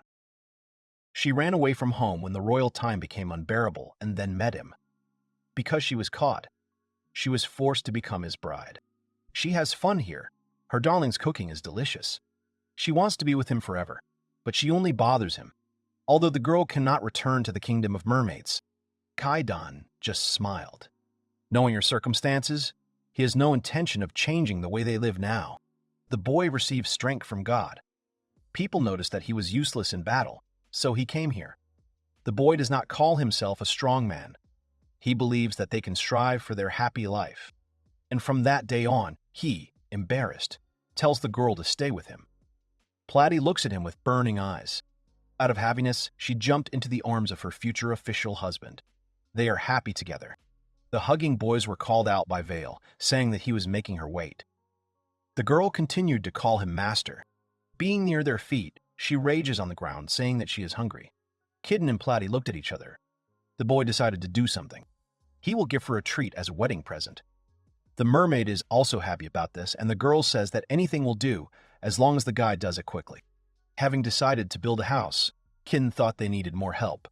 Plati held out a starfish, thinking that was what he was asking for. But the boy said that was not what he meant. Then he explained that he was thinking about the workers. Plati asked again. Kiden replied that they needed to do something with the field now, because he wanted to sort out the harvest and collect what was already ripe. He also added that he was already busy because he had started making miso and soy sauce. And he had a wife. So, Keaton said he wanted to build a house. Plati was very happy, and the undead king said it was very exciting. With these words, he scared the heroes. They did not expect his presence. They said he came unexpectedly. The boy then asked if something bad had happened, but the king reassured him, saying that he was simply free, so he dropped in to visit them, and that he was fine. Keaton felt relieved, and the guest said that he had another gift of mana metal, and handed the guy a piece. The boy was amazed at how big it was and said that it was a great help. The undead asked him if he really needed the stone. The boy nodded and said that he could make a lot of household items with it, and then he added that it was just in time because he was short of workers. The king asked what he meant by hands, and Kitten explained that the thing was that Plati's brother had noticed that they were living in a terrible house. So the young man said that now he would build something completely different. He would build the house with all his strength. Plati was very surprised and suggested that in that case, they should ask the undead king for help. Keaton thought that if the undead king made miso, everything would go much faster. But he dismissed these thoughts, considering it stupid. However, the undead king asked how many workers he needed and if he could bring them here. Kaiden was very surprised and, thinking that he had misheard, asked again, but the king of the undead asked in response whether 10 would be enough for him. The young man said, confused, that he would be grateful. but he did not understand where he would get so much. The undead king disappeared, asking him to wait a little. After some time, Kitten and Plotty couldn't believe their eyes. In front of them stood the king of the undead, who introduced humanoid monsters from his dungeon. 5 orcs and 5 goblins. He explained that these monsters were born in his dungeon, and they obey his orders. Therefore, he ordered them to obey the saint, so that the young man could use them as he needed. Kitten was very surprised. After that, he greeted the monsters and introduced himself shyly. However, the monsters stood silently and motionless. Keaton did not understand why they did not react, and the undead king explained that they did not have the ability to speak. He said that they only had enough intelligence to follow orders, but they lacked self-awareness and the instinct for self-preservation. Kitten understood. The king added that he did not need to give them a reward, and what's more, they feed on mana from the air, so he did not need to feed them. Platty was very happy with this news. She shouted enthusiastically that Kitten would solve all his problems with them. The guy was silent, so Platty asked, "Is that so?" The young man agreed and said that she was right, after which he bowed gratefully to the king and thanked him with all his heart. The undead replied that there was nothing wrong with that and, wishing him luck with building the house, disappeared. The guy clenched his fist, and he joyfully cried out about the proposal to join forces and build an awesome house. The monsters continued to stand there without a reaction, so the young man felt like he was saying it into the void. Then Keen began to give orders. Orcs carried logs, goblins sawed boards. He taught them how to use the machines. After some time, the foundation was built. Plotty said that the monsters were amazing, and Keaton said that he was not sure at first, but the house was turning out much bigger. He added that the physical strength of orcs is indeed suitable for hard work, and goblins have skilled hands. The young man said that goblins make mistakes when doing difficult work, but if you teach them diligently, they learn little by little and become better. They even learn to cut grass and weave from it. The guy smiled and said that even though they were monsters, watching them work, he couldn't help but want to be nicer to them. Plotty smiled at these words of her beloved husband. However, she explained that there was no need to sympathize too much with them since they were created from mana, so they could not be called living beings. Kidian put his hand behind his head and said that this was true, but everyone should be given the opportunity to live well. Platty went on to explain that magical creatures commonly use these to fight humans. They send large armies, assuming that the monsters will die anyway, in which case they can always be replaced by a dungeon. Kaiden was surprised by this, but still thought that from food to waste processing, all this was done thanks to monsters. Then he sighed and resigned himself, realizing that this was exactly the world. This and nothing else. Then he heard the goblin stumble and fall along with the things he was carrying. Keaton turned around, and he ran to him, asking if he was okay. The young man helped the goblin up and continued asking if he was hurt. However, the goblin remained silent. Keaton remembered that they were not reacting, but he wondered if he really wanted to talk to them. At that moment, the goblin responded, which brought the boy out of his thoughts. He replied that he was fine, and then he turned to Kitten and repeated that he was fine. The boy and Plotty were completely shocked by what he said. After that, the guy dropped to one knee and asked again if he was okay. The goblin answered yes, and he added, addressing Kitten as his lord, that he wanted to work more. The goblin next to him added that he did too. Keaton was shocked to see the other one speaking as well. And then goblins and orcs started coming from all sides and saying they wanted to work for the milord. Platty didn't believe it, but she said that it seemed like the monsters were now self-aware. The boy cried out that self-awareness couldn't just appear that easily, after which he looked at his hands and came to the realization that perhaps it was because of the power he wielded. Because of his skill, power of superiority, deciding that it was too incredible and that he should handle this skill carefully. The young man clenched his fists and decided that if he used all his strength, he could talk to them. He ran up to the goblins, hugged them, and thanked them sincerely. Claddy thought that now they would not be able to use them and refused them later. The goblins rejoiced and threw the hero into the air. After some time, the large house was completely finished. Everyone was happy about it, but Grinzel was amazed. She asked everyone what had happened there while she was gone. Platty, addressing her as a stupid dragon, ordered them to listen and laugh, and then, with a victorious smile, said that this was her and her husband's love nest. Grinzel ran inside, saying that she needed to look around. Platy tried to stop her, but the dragon in human form was amazed and admired, saying that she had never seen such a building. Kaiden looked in and addressed her and asked her to take off her shoes and then leave them in a special place. Vale did not understand, so the young man explained that this way she would not damage the tatami. The girl thought about it and, taking off her shoes, began to roll around on the tatami and ask what kind of bed it was and why it felt so nice. Platy asked if the girl was going to stay. The young man replied that there was nothing wrong with that, since that was the reason he had made such a big house. Plotzy became wary and asked if humanoid monsters would live there as well. Keaton replied that that was the plan, however.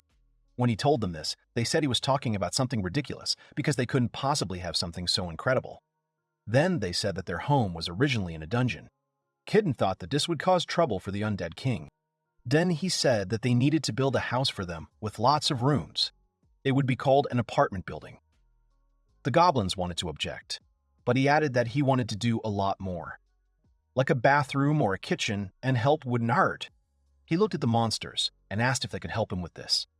The goblins were very flattered and answered with a unanimous yes. Platy didn't understand what kind of invasion this was, because she thought that only she and Kitten would live in the love nest. Then one of the goblins ran up, whom Keaton addressed as Gobukichi. Platy asked what kind of name that was, and the boy explained that Gobukichi was the best sewer among the goblins. Gobukichi reported that the thing the boy ordered was ready. Keaton was happy about this, and then went into one of the rooms and joyfully cried out that it was indeed a futon. Platy asked what a futon was, and Keaton explained that it was his gift to his wife. And then he added that he grew cotton next to the grass to make tatami. He wanted to have a futon in their new home. Then he suggested that Platy lie there. She didn't understand, but decided to try it, and lay down on him, asking if it was right. And after lying there for a bit, she screamed that it was really comfortable. She didn't even have words. The guy was glad that she liked it. Keaton sat down next to her and apologized for the fact that she still had to sleep on the bare floor. Platy thanked him sincerely for this, and then she turned to Gobukichi and thanked him too.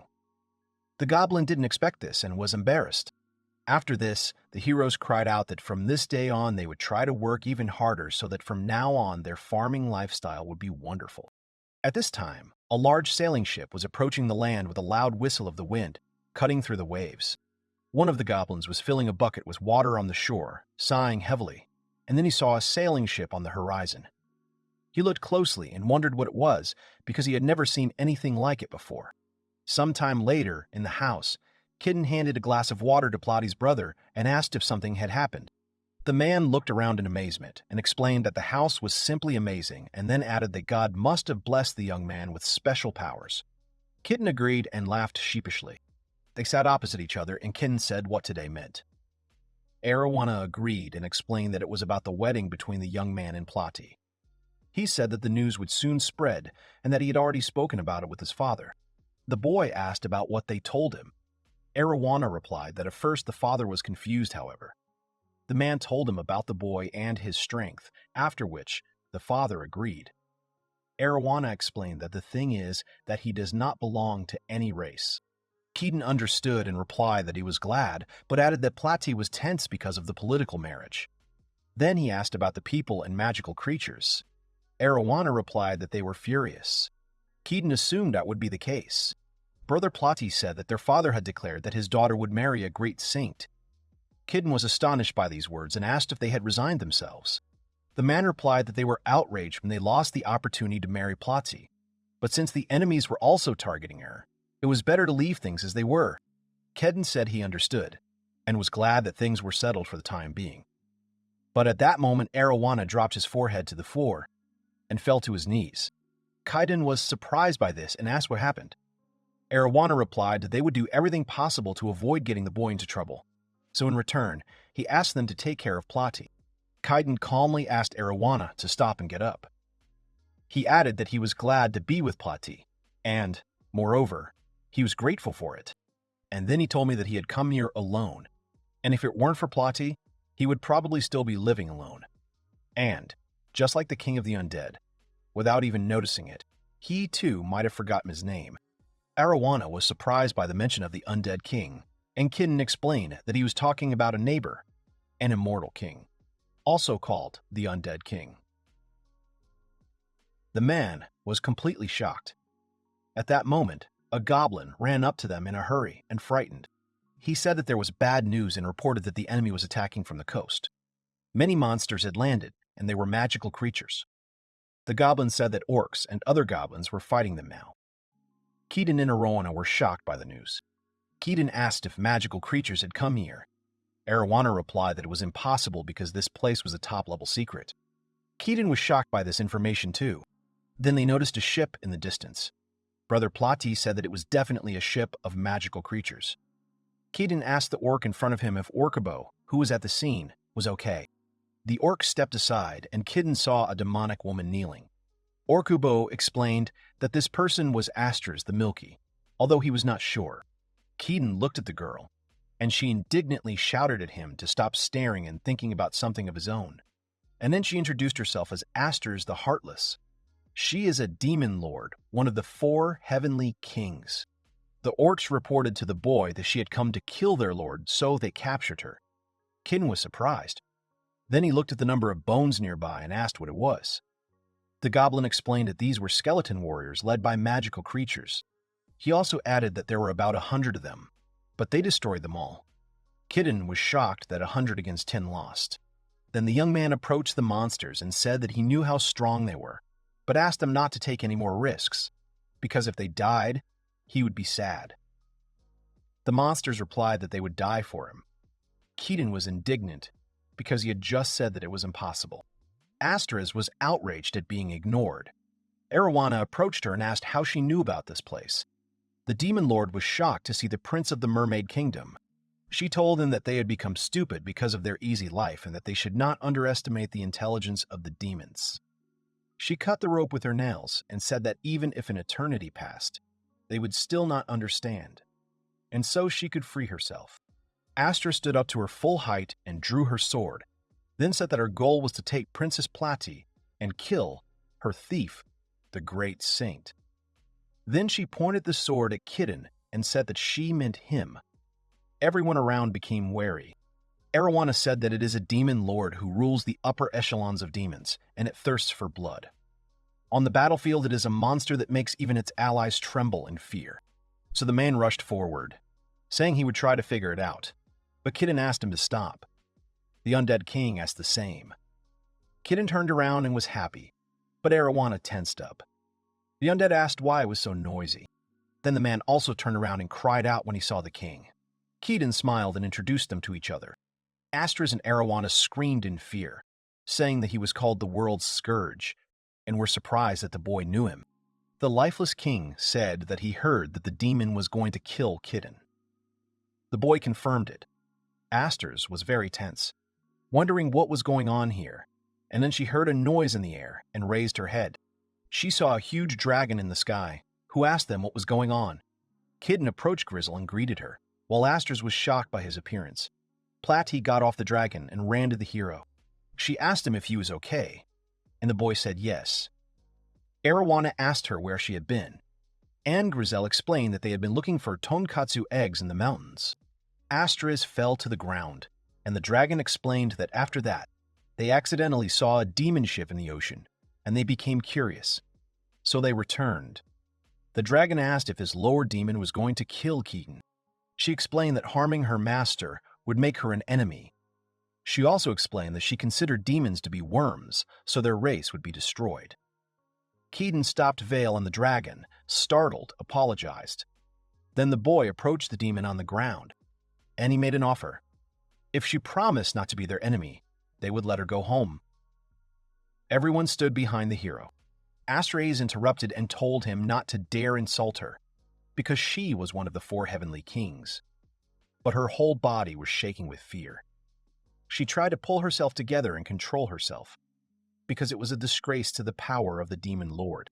And then, clenching her hand, she cried out that she had a counteroffer after she rose to her feet. She pointed her sword at Keaton and said that he would fight her one-on-one, and if he won, she would listen to him. Grinsel was outraged by the demon's impudence and said that she would roast her now, but Keaton stopped her. He said that he had decided that no one would stop him from living in this world. Plotty blushed and was flattered. The boy raised his sword and said that he accepted the Demon Lord's challenge. The woman thought about how reckless he was and also got into a fighting stance. She looked at the guy and thought that even if he had strong allies, he was still a simple man, so she could grab him. But then she looked more closely at the sword and noticed that it was the legendary dark sword Dreishwar's. The sword fell from her hands and she lost consciousness. Everyone was surprised by this and Kidden asked why she fainted. Grinzel suggested burying her so that she would become fertilizer for their fields. Kidden stopped the dragon. After some time, Grinzel was flying, holding Astris, who was trembling in fear, in her paw at a great height. Kidden asked her to return home, which she was not very happy about, and it seems the sailors were so shocked to see Vile that they decided to abandon Astris and retreated. The girl came to her senses and turned to the dragon, asking her why she served the man. Grinzel sighed contemptuously and replied with an ominous look that she was not obliged to explain anything to her. And then she smiled and thought to herself that no one should know how exquisite the master's dishes were. Asters continued to fly in her paw, wondering who this guy was who had subdued 2 disasters. Some time had passed since the recent events. Kidden, Plotty, and Grizzle looked on in surprise. In front of them stood Asters the Heartless with 2 demons. The boy asked why they were there. The goblin who brought them explained that they wanted to talk to him. Platy rushed at Astris, screaming for her to leave. Keaton asked her to calm down and asked what had happened. The 2 demon girls next to her respectfully asked to hear them out and explained that they had been kicked out of the Demon King's army. The heroes were surprised, and Astris sighed and said that it was not true, and added that she was the only one kicked out of the army. So she told the demons to go back. They asked how she could say such a thing, since they had sworn to serve her for the rest of their lives. Grinzel in human form was not pleased to see this, so she turned into a dragon and told them to be quiet or she would burn them to ashes. Keaton stopped her, threatening to leave her without dinner. The dragon turned back and the shocked demons hid behind Astris. The boy asked why Astris was excluded from the Demon King's army. The woman lowered her head and said that she had failed the mission to capture the princess, and her squad of monsters had been defeated, and that was not all. She added that allowing a dragon to cause chaos on the battlefield was a serious offense. Kidden asked about what kind of dragon was on the battlefield between humans and demons, after which he looked at Vale, and she, folding her hands behind her head, replied that she had been asked to take her back. Asters summed up that this was why she had been stripped of her title of Sky King and banished from the country. The demon girl next to her said that this war meeting was strange because the decision was made in a great hurry while the demon lord was away, as if everything was being done to get rid of her. And another girl added that Mr. Reverian is behind this, because he is always up to something, and now it is his doing. Astras stopped them, saying that there was no need to blame anyone, because in the demon army there was nothing more important than strength, so it was only her fault for failing the mission, due to her helplessness. Kidan realized from all this that the reason for her exile was the recent unrest. The demons were crying because Astras had dedicated herself to the army. Vale angrily asked what she wanted to talk about, and Plotty cautiously clarified that it was about responsibility for what she had done. Asters answered negatively and said that she now needed to start a new life, so she wanted to know something. Then she began to talk about how the local orcs and goblins were stronger than her, and also had self-awareness and could speak, which was usually impossible. And besides, Kidden was worshipped by 2 world plagues, the dragon and the king of the undead. She clenched her fist and said she wanted to know why. She said she needed to know, so she knelt down and asked to be allowed to work for the boy. Vale and Platty were completely shocked, and the guy calmly answered yes. The girls angrily said that they were against it, and the guy shyly answered that he didn't even know if working here would help her in any way. And then he added that since she had decided to leave her past life, to settle in new lands and start from scratch, he wanted to help. Vale laughed maliciously, saying that they would try to kill him again later. Kidden looked at her confidently and said that he would have to accept the challenge then. The girl thought that everyone would benefit from this. The demons next to Astras also asked to stay. Kidden replied that he would be only too glad. However, he immediately warned that while they were here, it was forbidden to shed blood. This was his condition. Vale was unhappy that the owner was so naive, and Plotty sighed, saying that this was very similar to Keaton. Asters bowed her head and replied that she agreed, and added that, as long as she was here, she would obey and take on any job. That's why she asks for an order. Kitten was delighted and said that in that case he would like to ask for something. The demon girls nearby introduced themselves as Batemi and Belina. Some time passed. The demons were working with hoes in the field. They did not quite understand why they were sent to work in the fields. Kine wasn't sure if they could handle it, so he thought about giving them some chores around the house. Asters firmly said that she could handle it, because the thing wasn't more complicated than a weapon. Batemi objected. She saw that Asters was constantly digging the same place. Batemi explained that it was a hoe and it was used to loosen the soil and make beds. Asters realized that she was making a mistake. Keaton was surprised that she knew this. Batemi explained that she had experience. However, Asters and Belina are aristocrats, so their skin never had calluses. So she asked to give everything to her. Asters objected and said that she had decided to serve the great saint at any cost so she could handle it. Kitten was glad that these demons were so diligent. After that, the guy said that in that case, Batemi would go with the goblins to make beds. They said they understood. Then he told Asters and Belina that they would plant seeds in these beds every 30 centimeters. The girls also answered that they understood. After some time, they continued working. Asters and Belina sat and buried the plants, and Batemi loosened the soil. Asters winced and noticed that her lower back was in great pain, unable to rise to her full height. She didn't expect the job to be so difficult, and Belina screamed sharply. Asters asked what had happened, and the girl replied that there was something in the ground and it was wriggling. Asters jerked and her lower back snapped. They screamed, sometimes from pain, sometimes from the disgusting sight of the ground. Keaton looked and thought that it was too much for them. After some time, Asters walked next to the orcs and goblins. She chuckled and said that since the hunt was further, she would be able to show herself. Then she asked Platty what they were hunting. The girl said a square boar, because Kitten wanted to replenish his meat supplies. Asters said to give this job to her so that she could make up for the field work.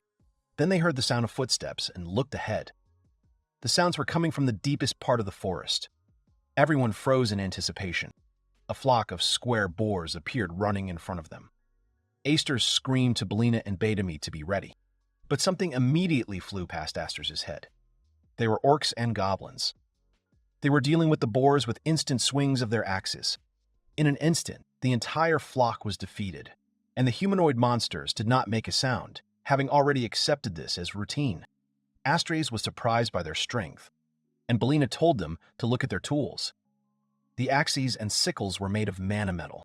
Platty sighed and said that their tools and weapons were made entirely of mana metal, noting how extravagant it was.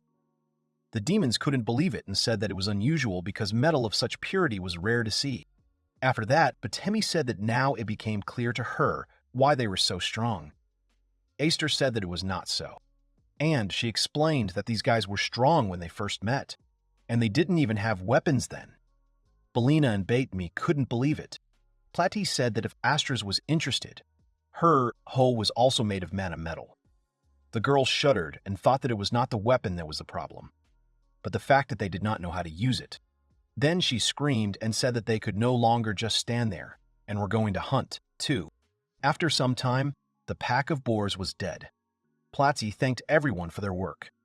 Asters, having received several times and breathing heavily, said that they had not even started. The orcs and goblins stood as if nothing had happened. The girl thought about how, given the strength of these boars and the hunt in the mountains, she hadn't expected it to be so difficult. Platty licked her lips, rolled up her sleeve, and said that it was time to butcher them. After that, she went to the dead bodies and began to process them, telling them that they could not carry them like that, so she would cut them up and freeze them. Sometime later, at home, Kid was making soup in a saucepan in the kitchen from the ingredients, tasting it. Then I heard Platty say they were back. The guy turned around happily and said that it was just in time. He looked out of the kitchen and said that dinner was ready, but noticing the dark demons, he asked what had happened. Platty told him that the whole day had not gone as they had thought. Astris, with her head down, said that she was one of the 4 heavenly kings, feared by both humans and mermaids, and had come here after losing that title. The locals here were incredibly strong, and their weapons were incomparable. and so she realized that she was helpless. Kitten confidently answered that she was not helpless. The woman was surprised, and the young man explained that it was not about her strength or influence, but about those who swore to be with her, looking at Beatty and Belina. And he added that this means that she has a power called charisma, so she should believe in herself more, and then she will open up new paths. The girls were inspired and looked at each other, eagerly clenching their fists and smiling. Then Kitten said that it was time to start eating. Vale was very pleased. The guy suggested that they eat outside since the weather was so nice.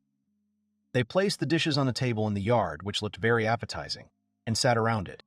Astris asked what it was because she had never seen such dishes. Vale asked about it too. Kitten explained that it was grilled boar meat with ginger and tonjuru soup. The girls were very skeptical about this explanation and hesitantly took the plates. Then Astris tried it and scared Kitten by crying because of how delicious it was. Plati and Vale were also incredibly happy, eating quickly. Kitten was very happy to see this and told them to eat as much as they wanted and enjoy themselves, and to try again tomorrow. Some time passed. Astris was carrying a basket of food and said that she did not see Kitten and Plotzi anywhere. Belina said that they had some business at sea.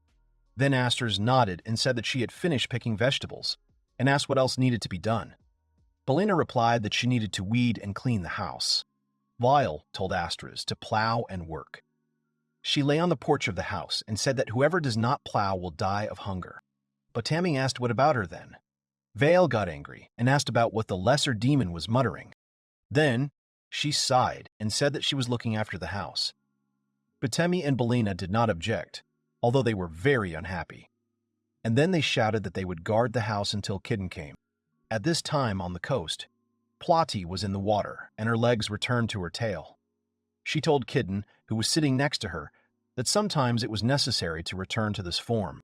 The guy asked her if it was easier for her to live in the sea than on land. The girl looked at him, and then she confidently answered that it was the same everywhere, because her means of transforming into a human being was of the highest quality. That's why it's convenient for her to live on land. Kitten smiled. He knew it wasn't true, but he was glad of his wife's tact. Then he asked her what she wanted to talk about. She said that sea monsters come out onto land in this place. She said that there are dungeons and caves, in the mountains and, of course, in the ocean, and that monsters come out from there too.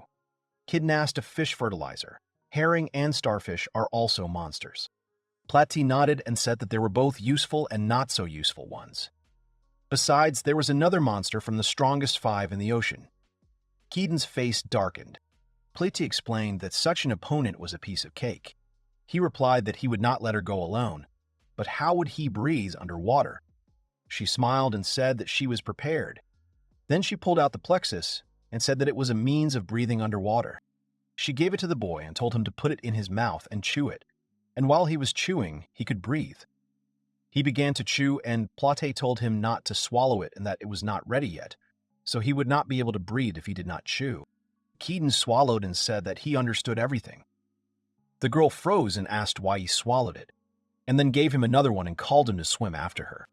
The guy dived under the water and tried to breathe, which he did successfully, which surprised him. Then he saw Plati in front of him, waving happily and calling him to follow her. She was very beautiful. She was always on land, so Kitten began to forget that she was actually a mermaid.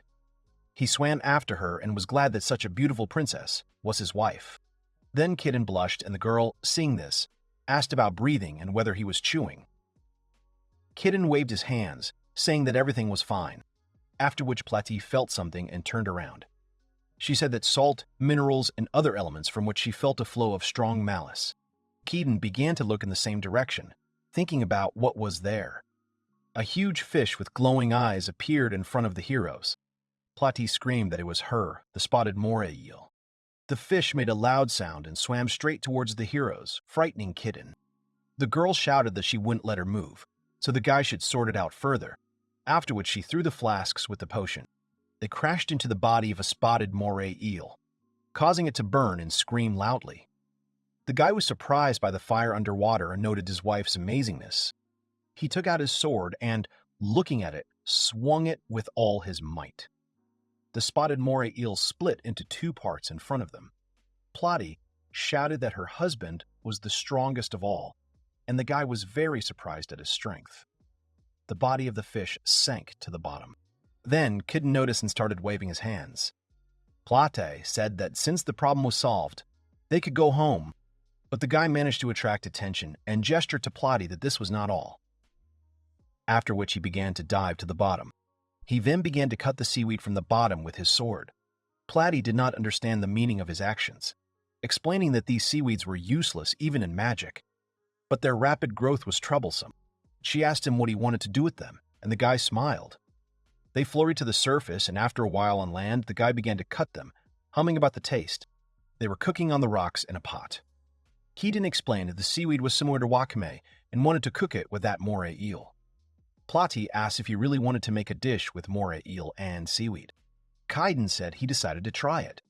Then he picked up the plate and said that all that was left was to sprinkle some salt and pepper, and it was ready. Wakame and moray eel soup from another world. Plotty looked at the plate skeptically and tried it, immediately beaming with happiness because of the taste. She said she couldn't believe that this useless ingredient tasted so delicious and crunchy. Kitten said he was glad she liked it. Even if it seemed useless, it was good that it was useful. He also said that it would take a lot of salt to get all the slime out, so he would leave the moray eel there and go home. Plotty said she would help. She also added that this taste would surprise everyone, and her respect for her husband skyrocketed. They finished the dish. The guy got embarrassed and asked again about it, and Plotty said not to doubt. Kim said that it was not only his merit because many people help him. Plotty was surprised by these words, and the young man reminded her that they had started living here together, and because of the neighbors and new residents, it had become too lively. So he increasingly understands the importance of support. Plotty was flattered by such a speech, but the guy added that he realized something else, namely, that the two of them needed to spend more time together. The girl was taken aback by such words, and Kitten explained that they were newlyweds. Plotty blushed at this, and the hero suggested that she come back here to swim again, just the two of them. The girl agreed. She also added that she needed to make a new means for breathing underwater, so that he could also speak. The guy nodded. At this time, Demon Castle. The man summed up that meant that Astor's the Heartless, one of the four kings, was not only excluded from the army, but also banished.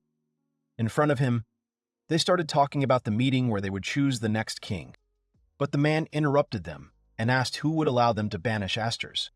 One of the men replied that, as had already been said, she had made a grave mistake. The man with the gloomy face addressed the speaker as Riverian the Poor. He told him not to play poor because it was his doing. Then the man stood up, took his sword from its sheath, and held it to Riverian's neck. He said that this was treachery. Riverian began to beg for mercy, trembling with fear, addressing the man with the sword as the demon lord Zidane. Zidane told Riverian to sort out this mess before he returned, at least to the point where he could take responsibility. Riverian bowed his head, and another man nearby turned to Zidane, holding out a note and saying that these were the coordinates. Zidane replied that he understood and then thought of Kitten, saying that even a demon lord could make a move when he was enraged. A little bit into the past, other summoned heroes. This girl Momoko Akakasaka, a very ordinary girl. More precisely, she was like that. She was currently fighting a horde of monsters, using a second-tier divine scythe spell. With one swing, the ground from the girl to the horde broke, and all the monsters died, falling onto the destroyed ground. Momoko is summoned from another world. She was given the skill Divine Side Level 2, and now she fights demons on behalf of humans. The girl had a hard time getting used to this world. No usual amenities, no electronics. Food and clothing are of poor quality. Bread can kill a person. Fleas jump on the bed. Rough clothes make your skin itch. Many of the summoned were unable to adapt, leading to their deaths. There were still about 10 people when Momoko was summoned, and she wonders how many are left. She thought that maybe he was gone. The guy who turned out to have no skills at all, because in this cruel world, you can't survive without skills. However, Momoko Asaka is different. She has a great skill, so the king values her, and she shouldn't forget how lucky she is. That's why she fights. Alone and with one of the strongest skills in this world, she cuts through monsters. There is no end to them. The army of demons seems countless. Wherever you look, There are monsters everywhere. She looks at them and thinks that this is the front line, and she will not lose, she cannot lose, so she will protect this world. However, at that moment, a huge dragon flew over the girl fighting the Demon King's army. Everyone below it stopped in fear. Momoko Lakaka could not check with her eyes and shouted that it was a dragon, one of the plagues of this world. No one could take their eyes off him. But to see him meant death. Even for them, he was a monster. So everyone wondered why he was here. Even Momoko, a summoned hero with a skill that kills in one hit, couldn't defeat this monster. The other people also shouted that they were retreating, because he would wipe them out with one breath. Everyone wondered if this dragon had come to destroy them all. The dragon descended to the ground, and he spoke. He ordered them to listen to him, addressing everyone as if they were lower tribes. People were amazed that the dragon was talking, not expecting the dragons could talk. The dragon introduced herself as the daughter of Grazer, the great king of dragons, Grinzel Vale, and she said that today the master had instructed her to return this slob that he had thrown out of his paw. Asters the Heartless fell in front of everyone. The demons immediately recognized her and told them to catch her quickly. Vale explained that Asters was originally destined to die, but the master had decided otherwise.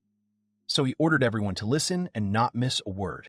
She said that demons or humans, it doesn't matter, but if they insult her master, she will burn their cities to the ground with this flame. Vale released a fiery breath from her mouth into the air. Everyone around saw this flash of fire.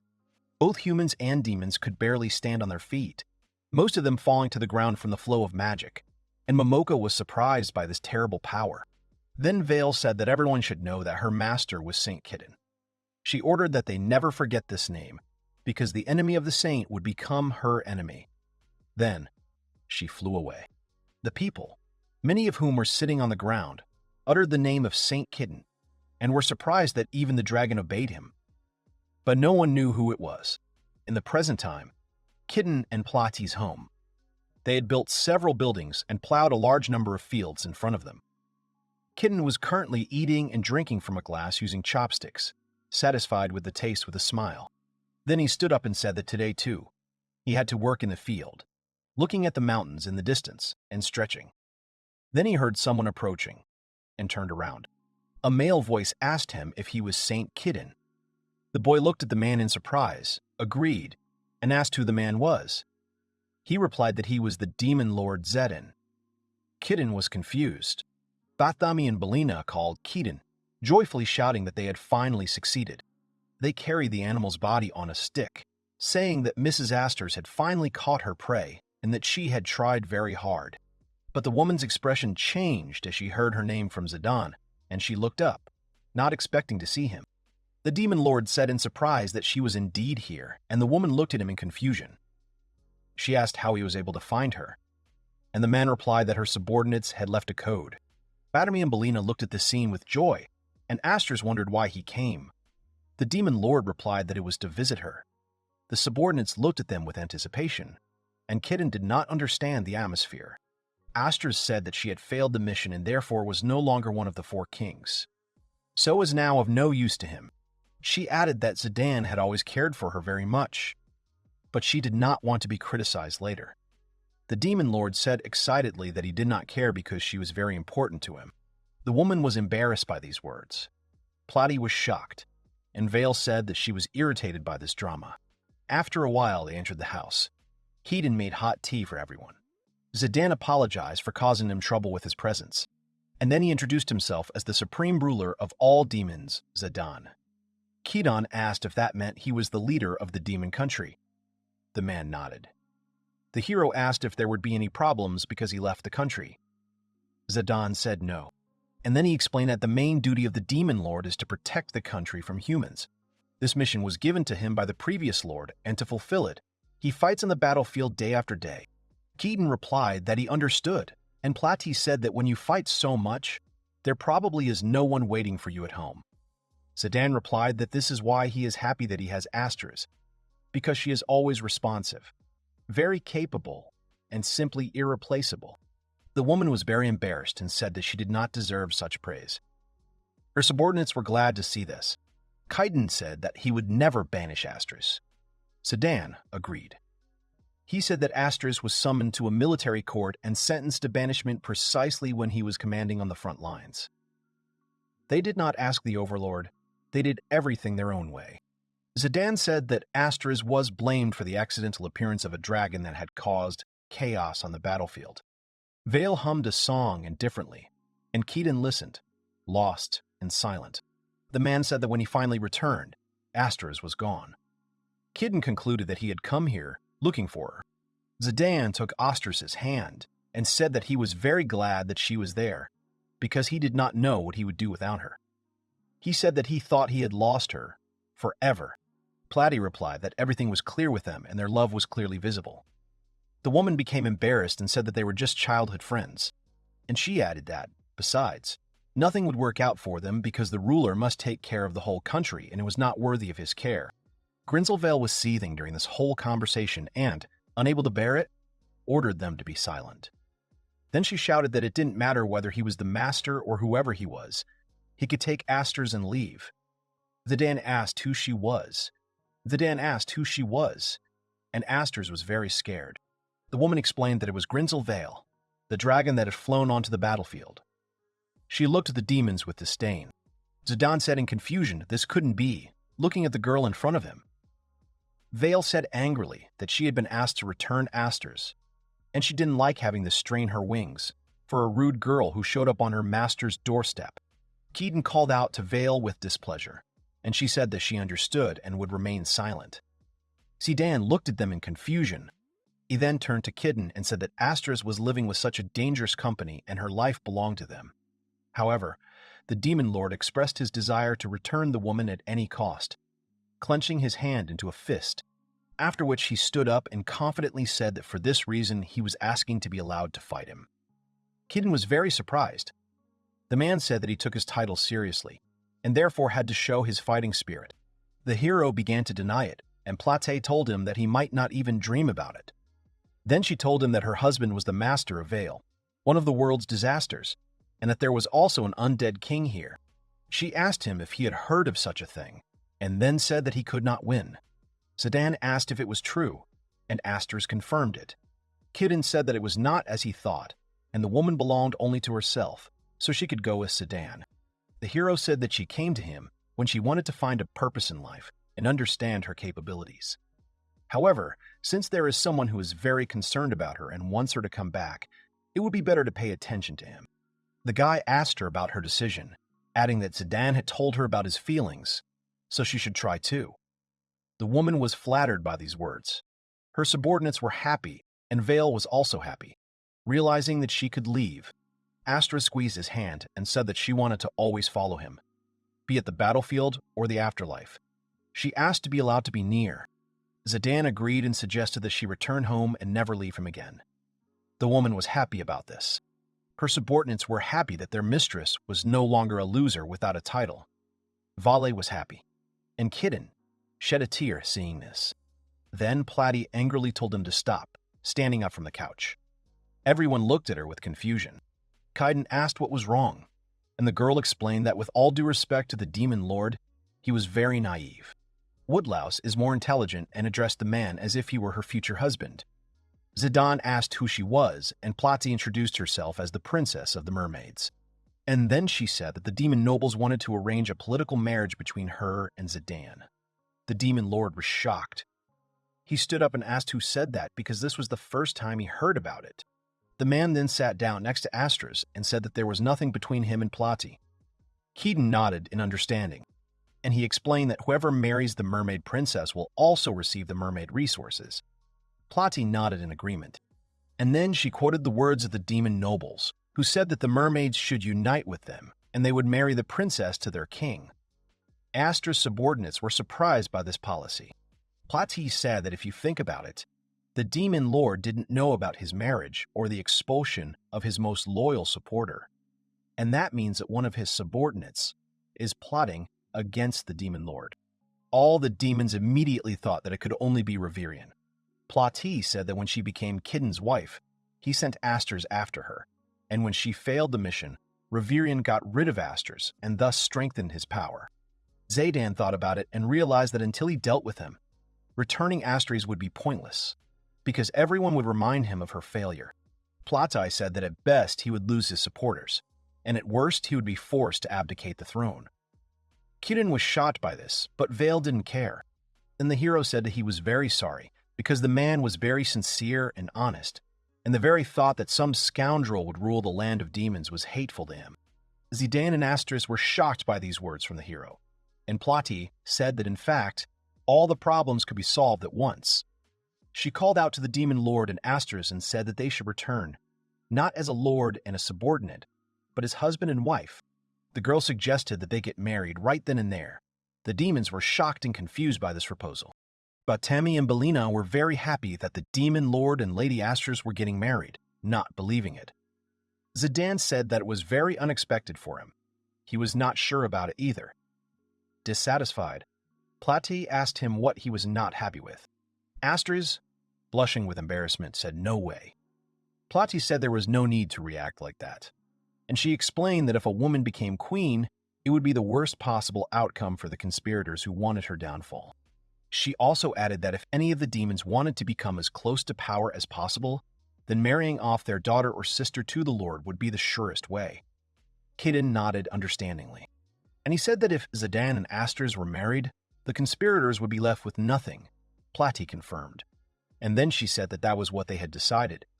The embarrassed Astris, who had not said a word, wanted to object, but Plati looked at her angrily, and the woman explained that if they got married, what would she have to do? The girl smiled and said that it was a good question. She replied that to get married, you need to exchange vows before God. Zaydan and Astris took each other's hands and thought about the vow before God. The demon subordinates were happy, and Keaton asked for details. Plati said she would explain now and excitedly told them that they had to take the vows in the presence of God, and then no one would be able to challenge their marriage. Keaton thought and remembered that in his previous world, in order to officially register a marriage, it was necessary to fill out a form at the district office, but he still asked about what exactly needed to be done for this oath. Plati praised him for the question and said that now they would find out. After some time, the undead king appeared and asked why he was summoned. Zaydan was shocked that an immortal king had come. He also said that the rumors that the saint had 2 world disasters under his thumb were true. Vale was indignant that he had been told this many times before. Zaydan glanced at the yawning Vale and said that the child was a dragon. Asters confirmed. Keaton asked Plati why she had called the undead king. The girl smiled and said that he would witness their wedding. Zaydan and Astris were shocked by this news. Plati explained that the undead king had once been a high priest, so through him, the god would watch as they exchanged vows. Keaton remembered the marriage ceremony in his world. Plati excitedly asked the undead king what he thought about this, and he replied that Zaydan and Astris were from the demon race, and although he had become undead, he had previously served the human race. The girl shuddered and fell to her knees, saying that she had made a mistake. Keaton did not understand the girl's reaction and asked what was wrong. Plati explained that each race worships different gods. For humans, it's Zeus. For mermaids, Poseidon. For demons, Hades. In other words, each race believes in its own god. Keaton realized what the girl was getting at and thought it was like calling a monk to church. The girl screamed about what she had done. However, the undead king said he would try. Plati asked in surprise if he could. The immortal king said that over the course of more than 1,000 years, he had accumulated a lot of knowledge, and although religions differ, he was able to pray. Plati was very happy with this news. Then she turned to Zaydan and Astris and asked if they were okay with it. The woman replied that of course not, and thanked her. The undead king held out his hand and said that he would begin then, and then he began to cast a spell, asking for prosperity that would bear fruit. Batemi and Belina looked around in fear, and Keaton and Vela were wary. The king continued to cast a spell, saying that he was taking them into his depths and sharing the blessing of the Mother Goddess, so let this place become a sanctuary. He asked that it be cleansed in any way that was desired. The roar around grew louder, and the undead king shouted, raising his hand up. A huge magical seal appeared in the sky and lightning struck. Astris and Zaydan looked around, and Keaton asked what was going on. Plati told him that it was the prayer of the undead king, and added that the air felt like it was pressing. Then they noticed something appearing behind the huge air currents and looked in one direction. In the center of the magic seal, a huge man appeared in the sky with a staff in his hands, wearing a cloak and a crown. Astras immediately recognized that this was the god of the underworld, Hades. Kitten screamed in shock at this information. The undead king didn't expect this and calmly said that he had overdone it and had summoned the god himself. Plotty was amazed at how someone could do such a thing. He explained that he was going to create a holy ground to hold a ceremony, so it was strange that a god would appear. Plotty shouted that it didn't matter anymore, and asked what they should do. At this point, Hades spoke up about how no one had called him for years and asked why he was there, immediately assuming that the children of Zeus had started the last war. Batemi and Belina were incredibly scared. Zidane knelt down and said that was not true. He explained that the war was being waged with varying success. Although the demons should not relax their vigilance, Hades had nothing to worry about. The god of the underworld asked why he had been summoned then. Zidane apologized and introduced himself as a demon lord. Hidden was surprised that he was talking to a god. The man continued his explanation, bowing his head and saying that he wanted to marry the lady of his heart. So they decided to hold a wedding ceremony and pray to receive the blessing of the god of the underworld. However, they mistakenly called upon him personally. The king of the undead also apologized. Zidane asked to accept their sincere apologies for disturbing his peace. Hades learned that he had been summoned by the immortal king and said that then there was nothing surprising about it. After this, he agreed and said that, in order to receive his blessing, Zidane must not have any other wives. He asked the Lord, who was bowing before him, if he vowed to love only one woman for the rest of his life. Zidane replied that this was his wish, and then swore that he, the Lord of Demons, would marry only Asters and live with her for the rest of his life. Hades replied that it was well said, then extended his hand and spoke of bestowing his blessing. After a while, the weather returned to normal, and the god of the underworld disappeared. Zidane rose from his knee and took Asters' hand. Kaiden thought that the god Hades was not bad. Vale was not happy that he was so loud that her ears hurt. The king of the undead agreed and said that next time he would be more careful with his prayers. Joyful Platy ran up to the demons and said that it was very great that they had received a direct blessing from God, because this was the strongest patronage of heaven. The king of the undead wished for good health, easy childbirth and fertility, and divine punishment would descend upon those who tried to separate them. Batami and Belina were glad that they had succeeded, and Zidane replied that for the demons this was the best proof of his love for Astras. Kitten thought about the fact that an oath before God would really be cooler than a marriage registration. The demon lord turned to Kitten and Plotty and said that he was greatly in their debt, because thanks to them, his dream of marrying Astras, which he had almost given up, had come true. Astras, with tears of happiness in her eyes, also said that she would never forget their kindness. Keaton waved his hands, saying that he did nothing, but he was really happy for the woman. Astras was flattered by these words. Zidane asked if they would return right then and there to announce to everyone at home that she was now their queen. The woman refused Zidane, saying that she would stay here for a little while longer. Zidane and Kidden were surprised by this decision. Grinzelvale was very unhappy and told the woman to leave. She said that since they were already married, they should go to their own country. Kidden called out to the girl to stop, and then he asked Asters why she really wanted to stay. Zidane also looked at her in confusion. The woman replied that she had changed and learned a lot under Keaton's guidance, so she wanted to continue learning. She added that she wanted this in order to become a worthy wife. Turning to Zidane, the man was shocked, but said that it seemed the woman had her reasons. Then he turned to Kidden and said that he also had a request for him, that he look after Asters a little longer. Batemi and Belina looked at them worriedly. Keaton replied that he didn't mind, shocking Vale, who wanted to send them away as soon as possible so as not to share food. And then the hero added that he simply didn't even know how he could help, especially since they had just gotten married and he felt awkward separating them. Zayden also asked if they would mind if he stayed here for a while as well. Asters was surprised by these words, and Keaton was confused. He asked if there would be any harm in it. Plotty and Weil were also confused. Keaton asked if it would be troublesome for the demon people. The demon lord replied that if it was only for a short time, then no, and he explained this by saying that because of the dragon, both camps had fallen into chaos, so while information was being collected, the troops would not move. Caden shouted that he understood, and Vale was angry that she was the one to blame. Zidane asked if Kidden minded, and Kidden said of course not. They could make themselves at home. And then he thought about how they would need to do the house for themselves, too. She asked if they were all right in the head. She reminded them that there was a conspirator in their ranks, and if so, they would just leave him. Vale meant that if they were not there, he could continue his plotting, and asked if they really wanted to do that. Astra's subordinates, Plotty, and Kidden thought about it. But Zidane smiled confidently and said that there was no need to worry about that because he had already taken care of it. He laughed evilly, and Kidden exclaimed in admiration that this was to be expected from the Demon Lord. Vale was not pleased. She pointed at Zidane and said that he himself was strange because there was no ship, and asked how he got here. Plotty and Kidden were also curious. The man explained that with the help of teleportation magic, if there are coordinates, you can move in the blink of an eye. Kidden happily exclaimed that it was very convenient. Zidane then turned to Astra's subordinate Belina, who shuddered at this and told her that she was, after all, one of the few spatial demons. Before coming here, she left a note with coordinates, which the Demon Lord was able to teleport to. Bottomy hugged Belina and said she was doing well, embarrassing the girl. She replied that she felt uneasy about the fact that they would have to break up because of some conspiracy. The Demon Lord thanked Belina for helping him out, and Vale thought angrily that she would never forgive her.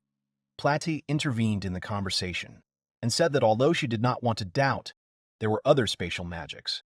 The girl asked if they would come here. Zidane told her that she could not worry, because the coordinates of this place are encrypted. If whoever set them up doesn't tell them the key to decrypt them, they're useless.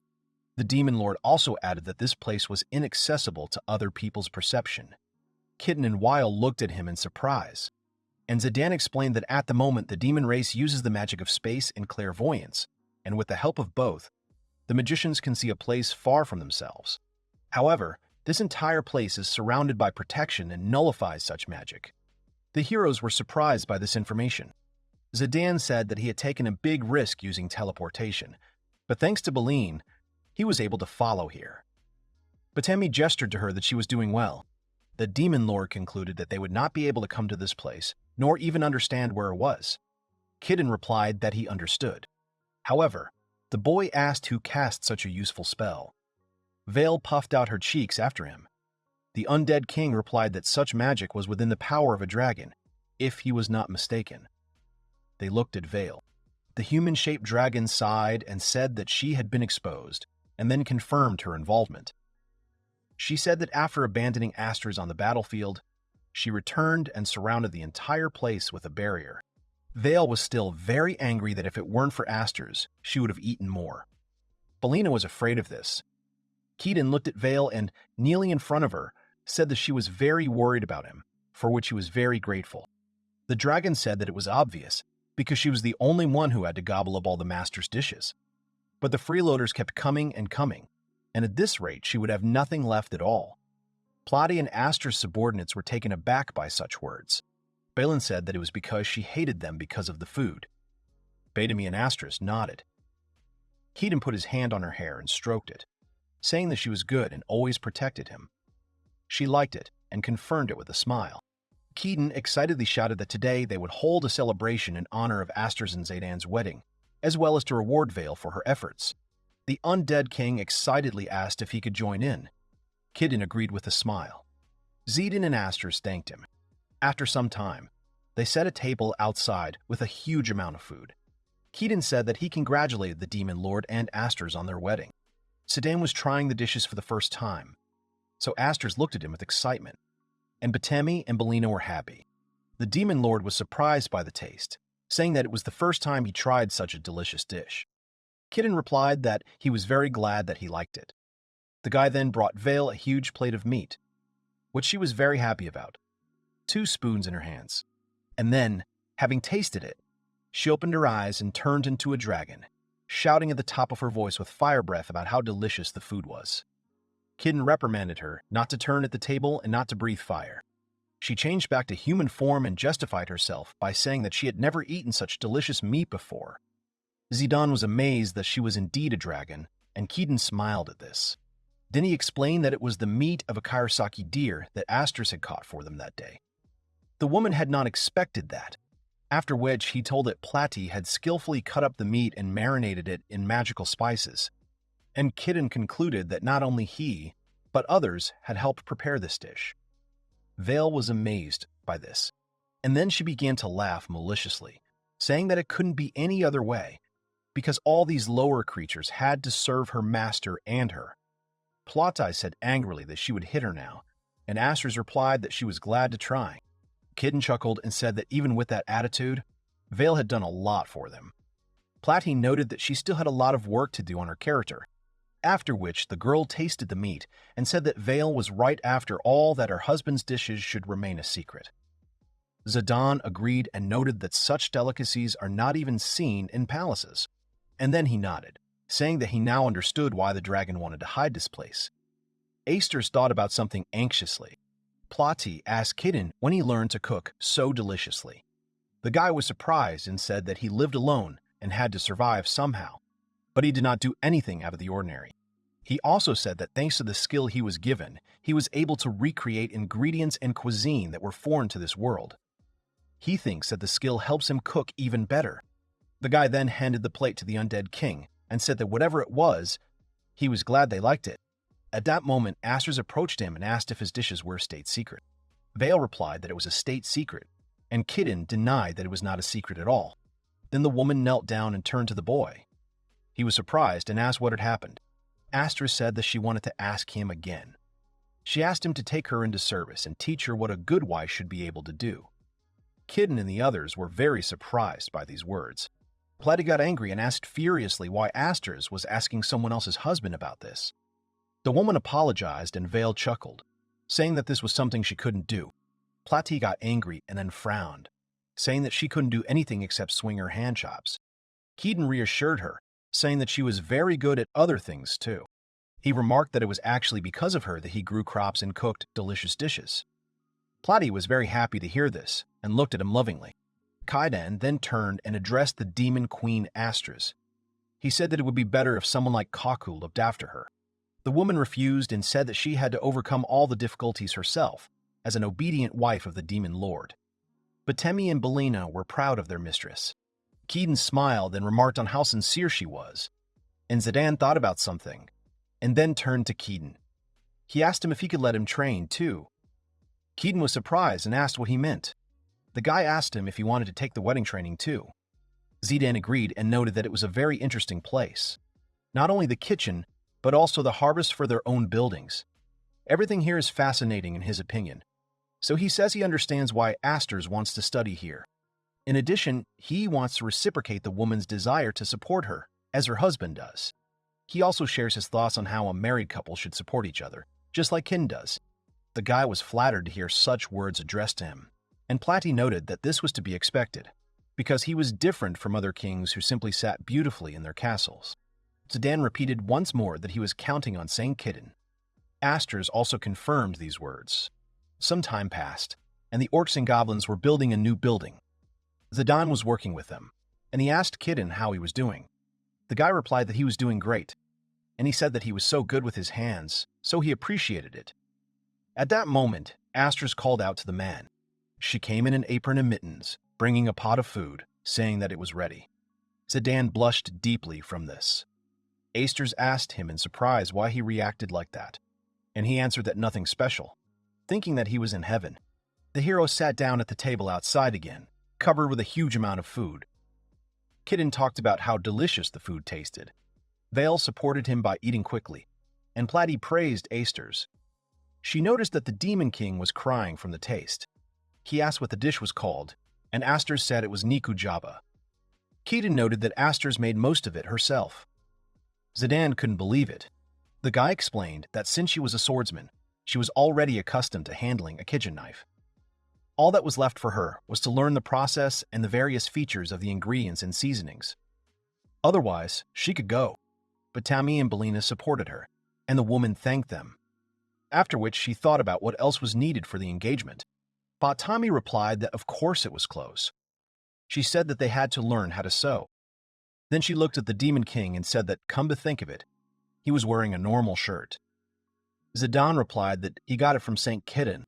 Batami was surprised that Kiden did this, but he agreed and explained that since he was a guy, he could make clothes for other guys too. However, he has already promised to make clothes for Plati, but he simply cannot come up with a design. He also said that he already had some fabric with him and got up from the table asking to wait a little. Kiden brought 3 rolls and said that this was all he had. Batemi was surprised by it, excitedly saying that she had never seen such beautiful fabric before. The guy explained that he had previously explored a mountain dungeon where he found a caterpillar that spat out threads.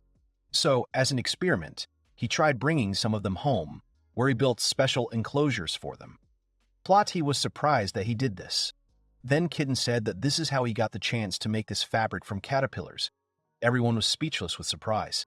Batami, holding the roll of fabric in her hands, could not believe that it was possible to make fabric from caterpillar excrement. Batamia, however, noted that his ideas were too unique for this world, as one would expect. After which, Batemi's eyes lit up and she asked, "So it turns out it's okay to make clothes for girls from fabric made from caterpillars?" Keaton asked her if she could do it, and Astrus's subordinate agreed, saying that her parents actually had a fabric store, so she knew all these things. Astrus was surprised because she didn't know this, and Belina remarked that it was wonderful. Batami asked to give it to her, and Keaton replied that she was his savior. Astrus also volunteered to help, because this was also part of her training. Then Batemi said that in that case, she wanted to start by making clothes for Miss Plati. The girl smiled and agreed, curious to see what they could come up with. Batami took out a rope and said that once everything was settled, she should start by measuring its parameters. She pulled the rope with an evil smile. Plate did not understand Batemi's expression, and Keaton thought that he knew it was impossible for him.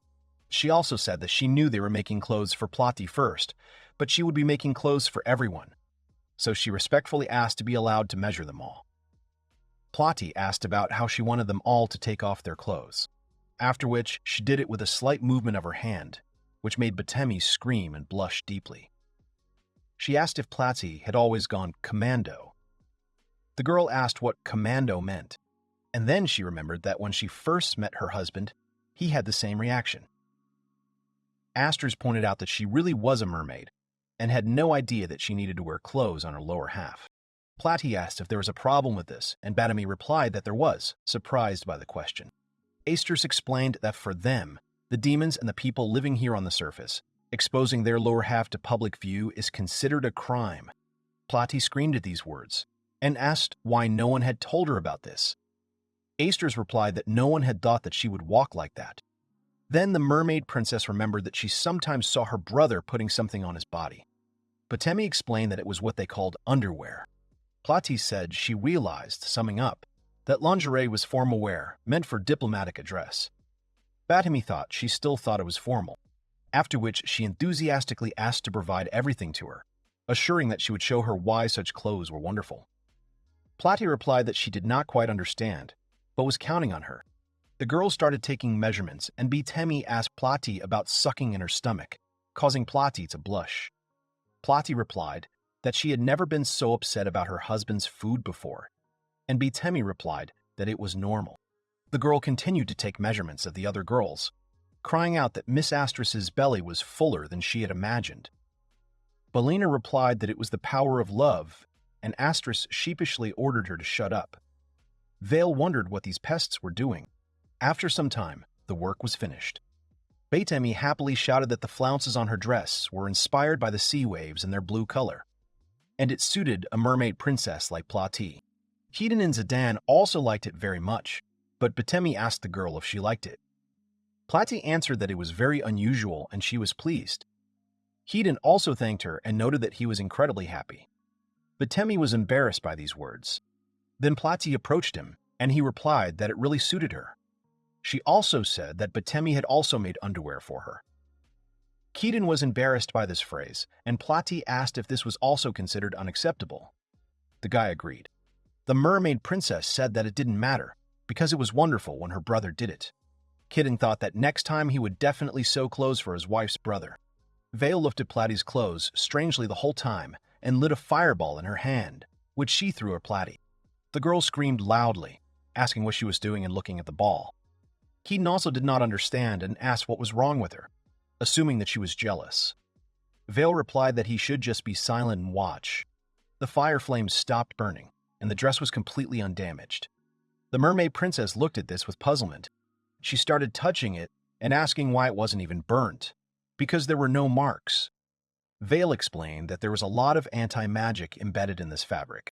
The dragon in human form said that she was sure that this also had high defensive power, and she thought that this dress was much better than normal armor. Platy asked what Batemi had done to him, but Batemi, confused, replied that she had done absolutely nothing. Belina said that if that was true, she was very interested in the reason. Platy suggested that the caterpillar had such an ability. Vale asked Kitten if he did anything with the caterpillar, and the boy replied that he simply treated them very carefully, while at the same time hoping to make good clothes out of them for Platy. Vale replied that she was sure that was the case, and then explained that the orcs and goblins had changed after meeting Kitten, and that the same thing had probably happened to this caterpillar. The boy said he understood, and Vale expressed surprise that this was the birth of another legendary armor. Batemi countered that it was not armor, but fashion. Vale turned to Batemi and told her to hurry up and make the same armor for her. The girl still objected that it was not armor. However, Keaton was grateful for such durable clothing. He noted that since the Demon King's clothes were originally cotton ones meant for futons, they might also ask Batemi to remake them for them. Zayden noted that this was another one of those daily surprises. At that moment, Asters looked at him, which caught his attention. She said his clothes were a little torn and said he must have gotten caught on something while he was working. He saw a small cut on the side and said he couldn't believe he had made a hole in the shirt Kitten had given him. Astrid said she would fix it, then became embarrassed and said she had only recently learned it, so she wasn't very good at it yet. The Demon Lord looked and thanked her, saying he would leave it up to her then. Everyone watched as Zidane took off his shirt and Astrid sewed up the hole in it. Kitten thought that it would be okay if the Demon King kept the shirt for a little while longer. All the action took place in the human kingdom. Some voice says that it hates the dragon. It was the voice of the king. He, sipping a drink from a glass, reflects that because of this dragon, the war has reached a dead end. The advisor says that, according to the generals at the front, the reason for the dragon's appearance is still unknown. Therefore, the army was advised not to move. The king is outraged by the cowardice of the army and the generals. He then asks for information about the master that the dragon obeys. According to him, this person is called Saint Kitten. The advisor says that there is no information on this matter. His Majesty, sipping his drink from a glass, says that all these people are useless. The advisor offers his sincere apologies. Then His Majesty throws the glass on the floor. The advisor sees all these actions.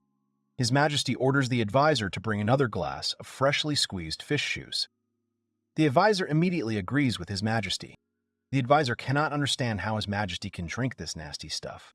His Majesty says that this situation is simply terrible. He sighs and thinks that they could have won the war that had been going on for centuries. His Majesty, Junsi the 18th, must put an end to this war between the human and demon races. To win, he used all the power of the Mana country to summon heroes from a parallel world. His Majesty thinks that if they can defeat the demon race, then they can use their power for their own purposes and for the country, and that will be enough. At this moment, the advisor brings fish juice to His Majesty. First, they need to deal with the dragon. That's what His Majesty thinks. Then he asks the advisor if he really thinks the dragon's master exists. The advisor says that many people doubt this issue too. The advisor says that if they make a wrong move, they will simply provoke him. If the dragon ever appears again, destruction will be inevitable. Sipping his juice, the king did not even think about the words of the advisor. Suddenly, the thought of destruction reaches him. He immediately came to his senses after such words. His Majesty abruptly places the glass on his throne, causing its juice to splash in all directions. He forces the advisor to find Saint Kitten. If he becomes one of their subjects, they will definitely be able to win. The advisor says that this may indeed be true, but how can he find this person? His Majesty says that the advisor should create a search party which consists of capable heroes. The advisor says that there are rumors that a civil war is currently going on in the demon capital. His Majesty becomes even more angry and says that he does not care. His Majesty says that he will temporarily disband the army. He orders that all the country's resources be dedicated to Saint Kitten. The advisor immediately agrees with His Majesty. His Majesty says that he will definitely find Saint Kitten, and that is when humanity will declare its victory. At that moment, in another place and another time, there was a house. It was made in the classical Japanese style. In the house, someone was pouring a drink into a cup. They were a man and a woman who were enjoying a pleasant time. The man says that 2 months have passed since they arrived at this place. The girl says that they could learn a lot.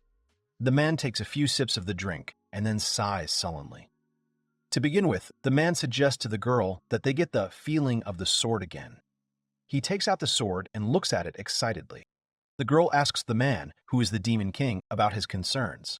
The Demon King turns to the girl, whose name is Asteris, and says that the holy sword Anloth is agitated. The Demon King says that the sword seems to resonate with someone. Asteris falls silent for a while, but after a while she remembers something.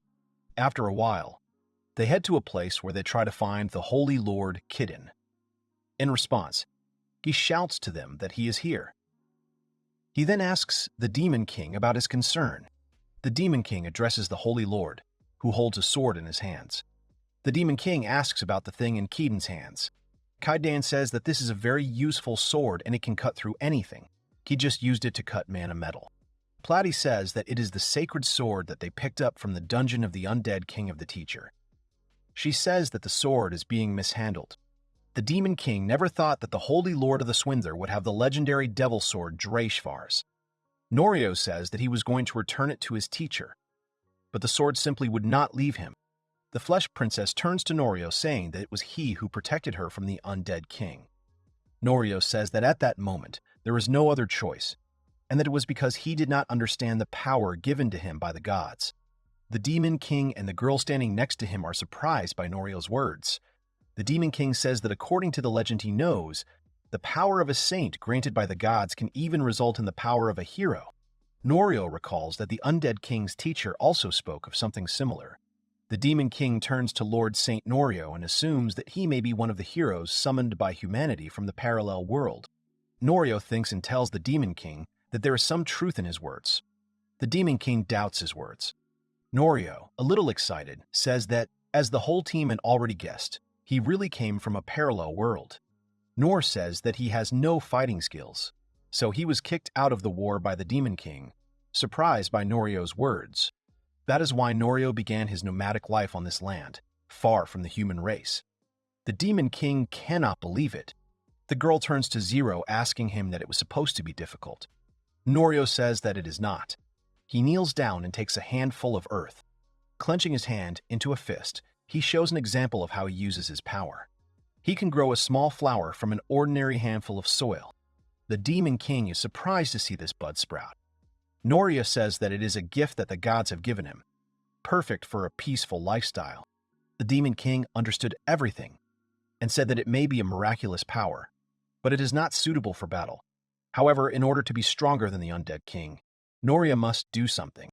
Suddenly, Norio says that he can use the power that was given to him for other purposes.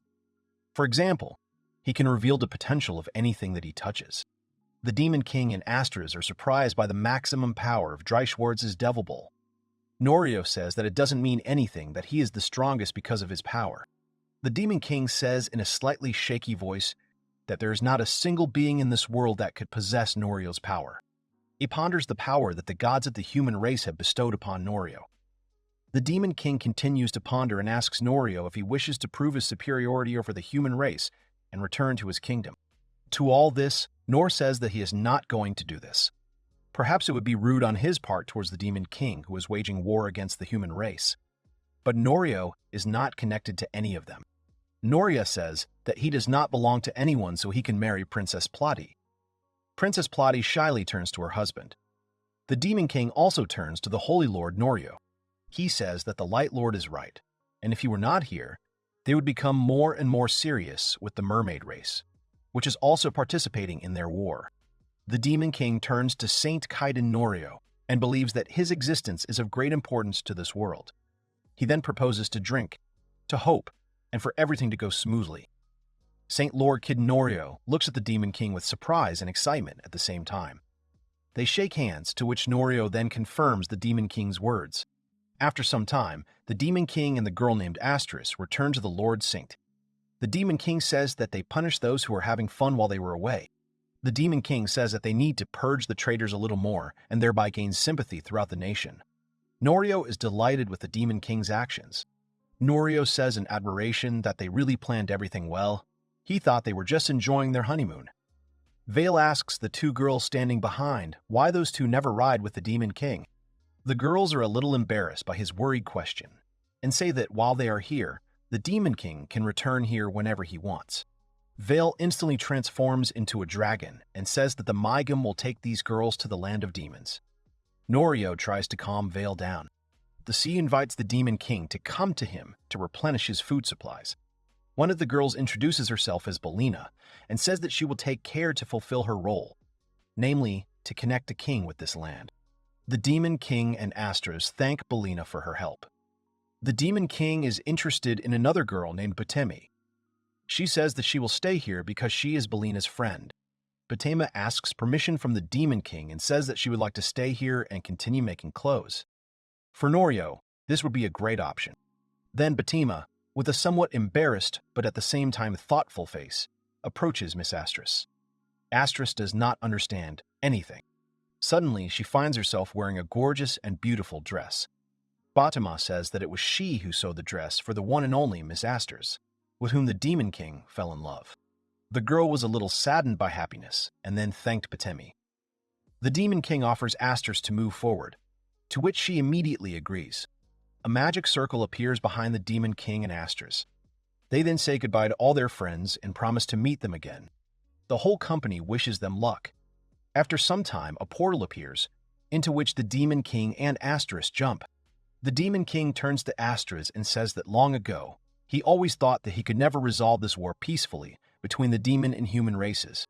Astris is a little confused by the words spoken by the Demon King.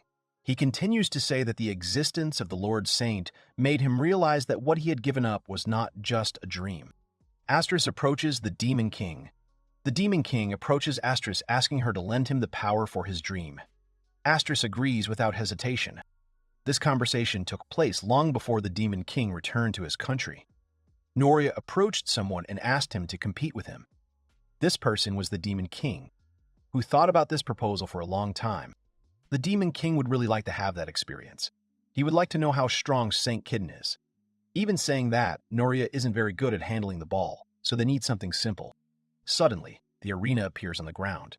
Norio suggests playing sumo. The Demon King asks Norio again. Norio explains that sumo is a game in which two people stand facing each other. He continues to explain the rules, saying that the two people must be inside the circle. The Demon King immediately gets the idea and says that they will fight until someone can move. Norio denies his words. Norio comes closer to the Demon King and grabs him, saying that he should try to hold his opponent in a similar manner. Norio says that the Demon King cannot hit his opponent. He must try to pull him outside the circle. All types of strikes are prohibited. The king understood everything and said that it looked simple, to which Norio confirmed his words. The Demon King immediately took a stance and offered Norio to fight him. He agreed, but only once, to which the king responded with consent. They stand on opposite sides of the circle and begin their battle. Sharply and without delay, they collide with each other. Norio tries to push the Demon King out of the circle, but he is still in the circle. Suddenly, Norio remembers something. He remembers that he knows many techniques in sumo. Then he tries one technique on the Demon King. He, in turn, did not expect such a turn of events and falls to the ground from such a technique. The Demon King did not understand what had happened. Norio began to apologize and said that it was unexpected. The Demon King asks the saint to leave this fight again. The Lord Saint agrees with his words, and at that moment calls Okubo. At that moment, a voice asks for help. It was the Mermaid Prince. He turns to Saint Kitten and does not understand what is happening here. The Demon King does not understand anything and is surprised by the presence of the Mermaid Prince. The Mermaid Prince is confused by the fact that the Demon King is here. Norio asks the Mermaid Princess to calm down and offers him an idea. The Demon King and the Mermaid Prince engage in a sumo fight. Norio plays the role of referee in the arena. Norio tells the two opponents that they are still in the ring, and the two opponents continue to fight. Suddenly, An ogre named Okubo calls out to Norio asks the district to gather more guys. Many beast people begin to fight in the ring one by one. All of them are still in the ring and cannot push each other out of the limits. All the guys in the company thought this fight was fun. They were satisfied with their needs. After some time from that day, sumo became popular among all these guys. In the end, after protracted battles, Prince Arowana became the champion. Norio could not even imagine that mermaids could stand on their feet so well. After some time, a voice in Norio's house announces that the bread is ready. A girl bites into it with a crunch. It was the princess of the dress. She was delighted with the softness of the beautiful bread. Vale is also crazy about this beautiful bread. The girls also admire the taste of bread, saying that food is the same in all worlds, but the taste and texture are different. The princess asks her husband what exactly this food is that he calls bread, to which Norio confirms her words. Norio says that it is a staple food in his world, and that wheat flour can be used to make other food. Norio says that this is another addition to his repertoire. Vale appears and asks Norio to hurry up and make more of them for her. But before all this, the Lord Saint says that he would like to prepare one more thing, namely, a real food product from his world. That is the harvest of which he would like to grow next. This product is rice. All the girls stand in shock and do not understand what kind of rice is being discussed. Vale begins to wonder about the taste of this rice. The Lord Saint says that these are slightly sweet white grains. They are similar to wheat, but completely different. The princess is a little shocked by her husband's words. Norio says that rice is produced in the same way as wheat. The flesh princess is absolutely shocked by her husband's words. She turns to her husband and says that they need to make some adjustments. The princess says that at the moment the organ team is responsible for construction projects. All these orcs are doing field work. Who joined them after the demon race escaped, is in charge of sewing. Belina controls the roots, and if someone is short of hands, they help others. There is also a stupid dragon in their team. Vale says that she protects this place from invasions, and also creates channels in the fields, and she can also move buildings.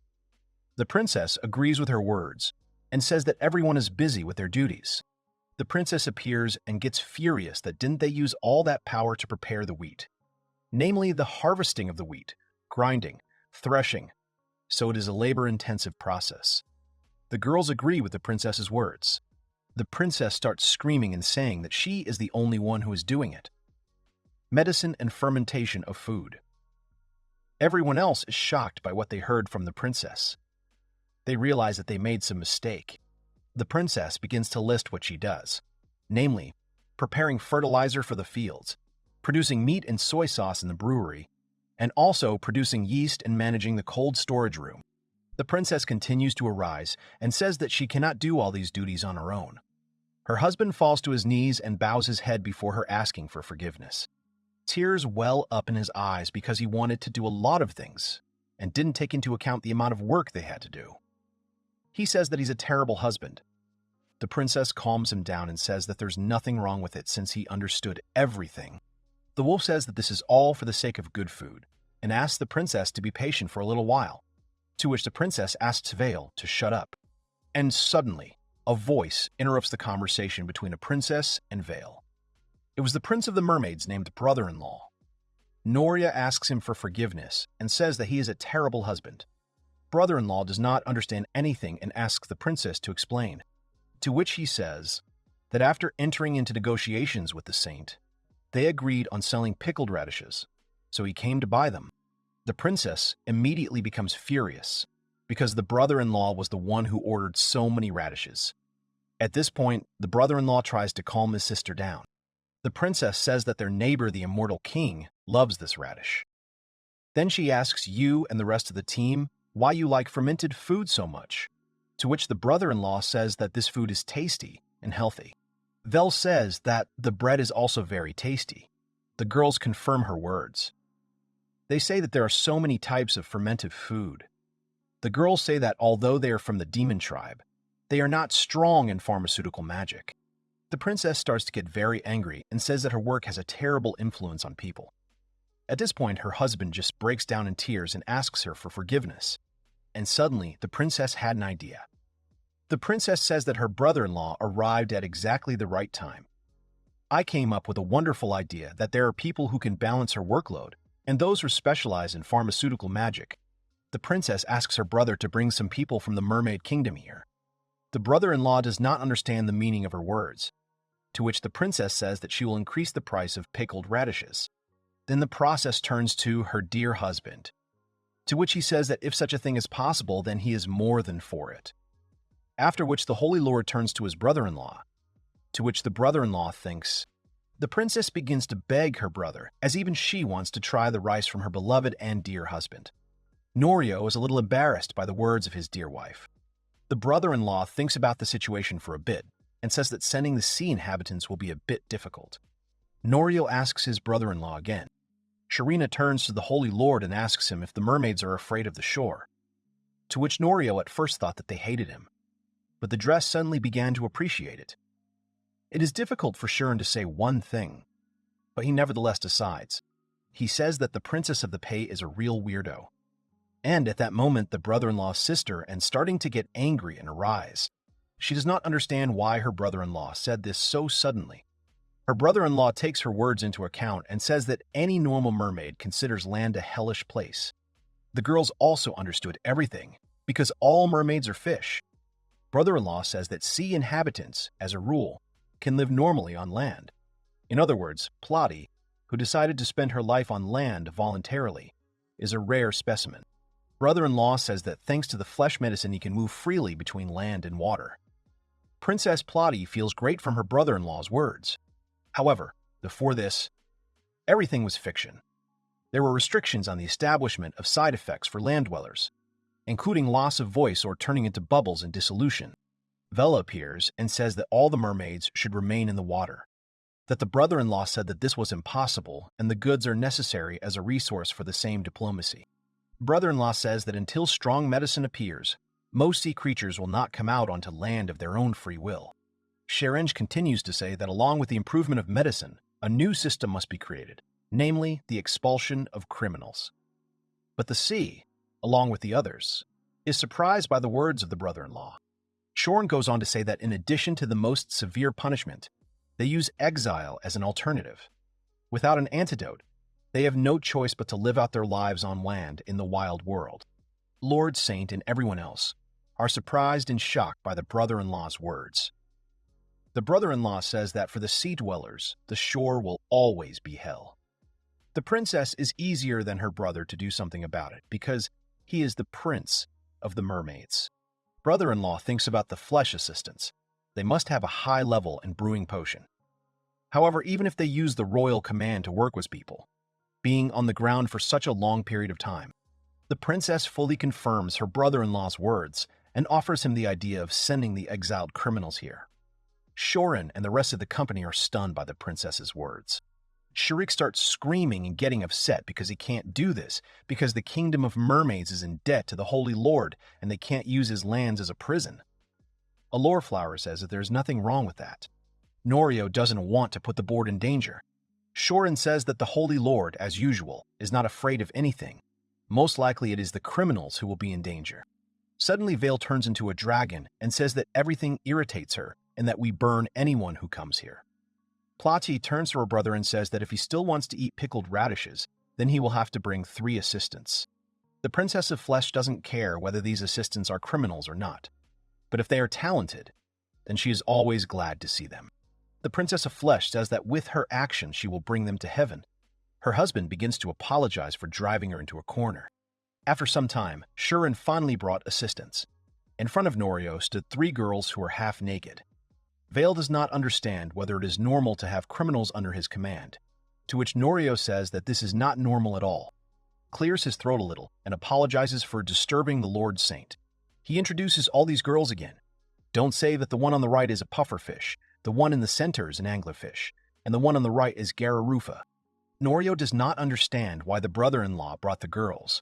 Our brother-in-law says that they are criminals. So he asks Norio to keep a close eye on them. Lord St. Norio thanks these girls for coming here. He introduces himself as Kidden. He's glad to meet them. Pufferfish remembers the prince's words about this man. The angler doubts the abilities of this landowner and is surprised that she has to work for him. Gara Rufa simply does not want to do anything. Suddenly, they are interrupted by a voice. It was Princess Platy, and she asks these girls to get ready. All the girls are surprised by the presence of the princess. They are shocked that she is here. It was the icy cold witch Rafa, the hellfire witch Ranpai, and the epidemic witch Gara Rufa looked at the company in surprise. The brother-in-law says that these girls are criminals from today on. They will work in a penal colony under the supervision of his sister, Princess Platy. Ranpai stutters and wants to say something. She tries to jump into Princess Platy's arms with a satisfied face. Brother-in-law and Norio look at all this with bewilderment. Ranpai immediately falls to one knee.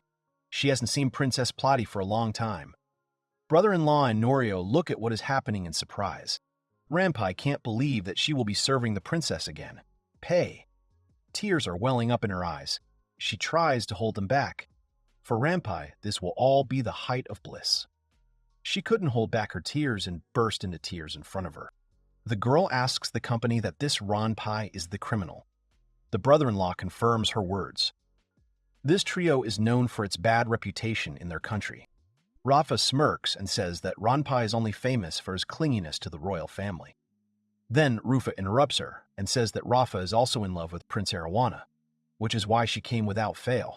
Rafa starts to get indignant, shouting and telling Rufa that she simply chose life outside the sea rather than sit in a cage forever.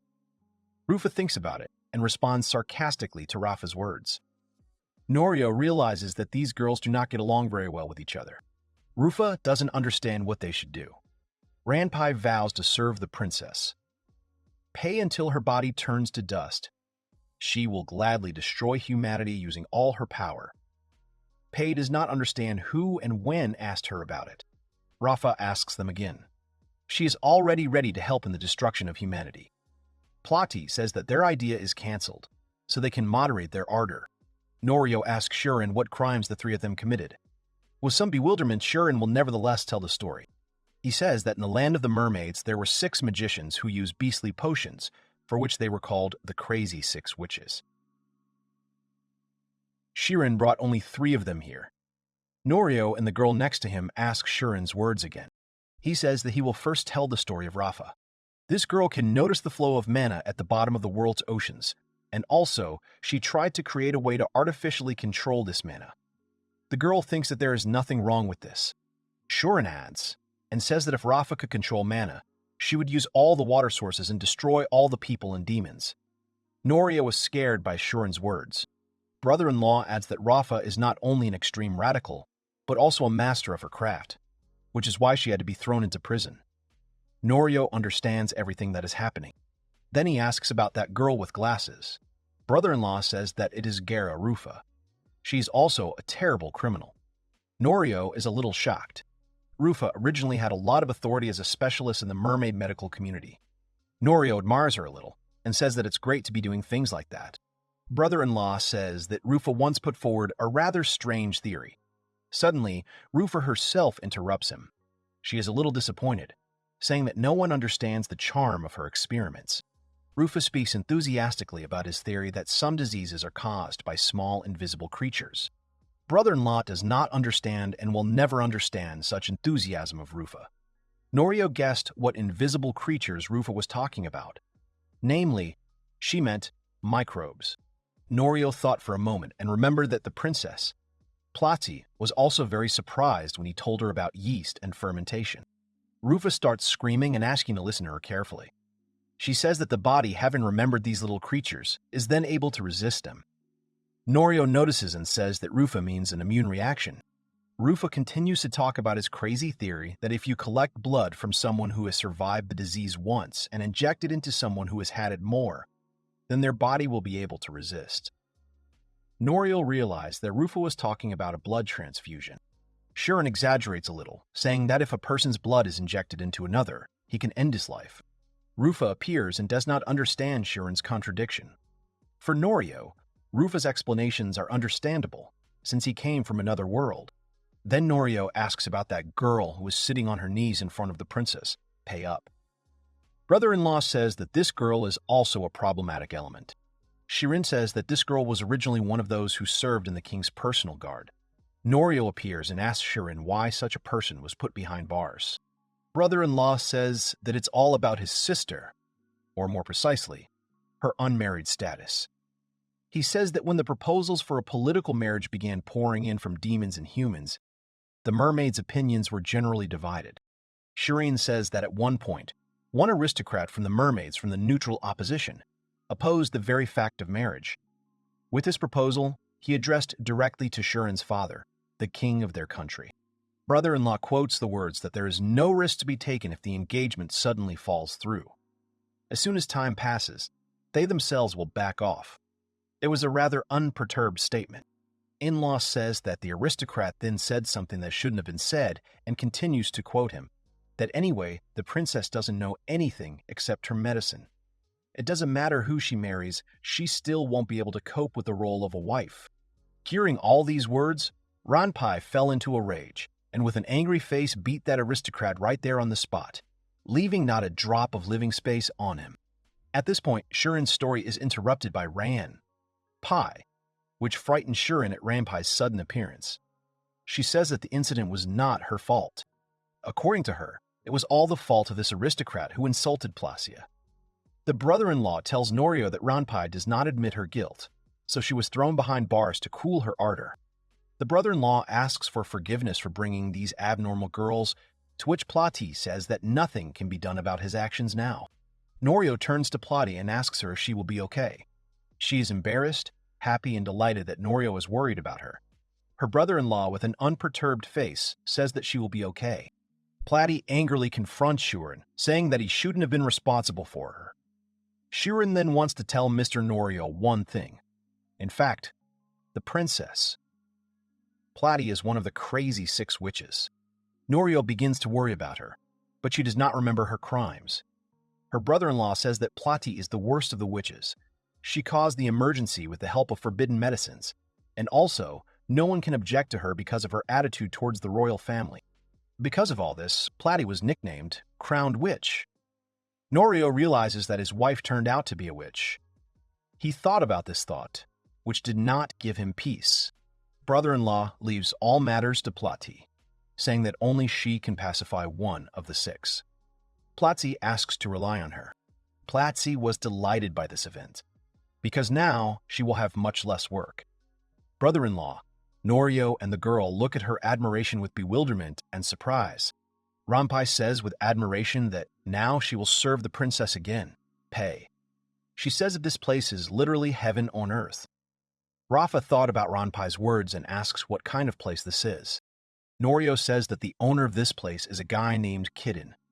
Rafa and Rufa think about it, saying that this place belongs to humans, although they saw a girl with a piece of fabric that looked like a demon. Next, a goblin and an ogre approach Norio, saying that the pizza oven has been built. Norio thanks Okubo and Gavanshin for the work they have done. The witch girls arrive in shock at what is happening. They could not believe that an ogre and a goblin were communicating with Mr. Norio. They made the false assumption that they were in the land of demons. At this point, they are interrupted by Vale, who says that for girls like them, all their thoughts mean nothing. Vale says that their job is to silently help the mermaid to make even more delicious food. The girls look at Vale and do not understand why such a little girl is so protective of them. Vale did not like what they told her. She begins to emit light that fills the entire space. The girls do not understand what is happening. Vale turns into a dragon and says that she is a head taller than these girls. The witch team is frightened by such a large-scale transformation of Vale. They do not understand why the dragon from the 2 world disasters ended up in this place. Gararufa suddenly loses consciousness from shock. Norio tries to calm Vale down by telling her that she won't get any food if she doesn't keep quiet. Vale calms down without hesitation. Norio then announces that they will be having a pizza party today in honor of the 3 witches' arrival.